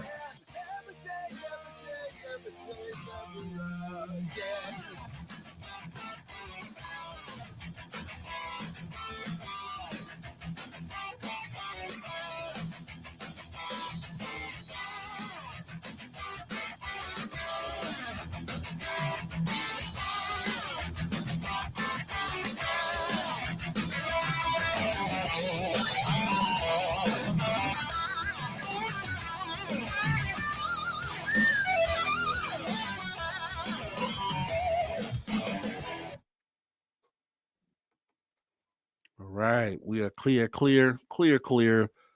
Awesome show tonight. We have people come out. Everybody who's out there as well, thank you for coming in, especially if it's your first time. We'd appreciate if you hit the subscribe button and hit the notification bell, because as I said earlier, we do this 7 days a week. You just happen to be catching the After Hours Radio Show, which is Saturdays and Sundays, 8 p.m. Pacific until 11 p.m. And then we have Dave Scott running the Woo Train, 9 p.m. Pacific till midnight, Monday through Friday. We have Element 115 with Lee and Tim James on Fridays from 8 p.m. Pacific until 9. 7 days a week. You got something going on right here on this channel, Spaced Out Radio. We'd appreciate seeing you guys come back if you like the way we do things. But tomorrow is Mother's Day, and therefore, some of us are lucky to still have our mothers here with us. There are some of us that don't. Shout out to everyone, either way that goes, whatever side you're on there. But I definitely want to make sure that we shout out everyone's mothers and those who are mothers. You have daughters, you have nieces, you have sisters who are also mothers as well. So let's celebrate those family members as well, and just do something cool and nice for someone tomorrow, even if you don't celebrate Mother's Day. Just kind of put some good energy out there, and just keep doing that every day. And I think you'll see the difference. It'll take time, but you'll see the difference over time. You got something you want to leave them all with, Drew Banky? No, much love, everybody. And just settle into this new thing we're going into, and it's going to be great. I promise. So Drew Banky said it, so it's so. There it is. All right. We're going to get up out of here, guys. You have a great rest of your night. See you, Dave. We'll see you on Monday. I'll see you next weekend along with Drew Banky. So will Steve Stockton. He'll be here, not in the flesh, but Tales Untold Mysteries.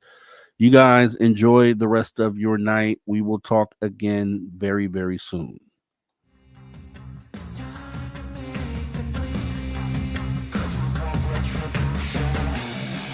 Cause we want retribution. Oh yeah, we want retribution. Oh yeah, we want retribution.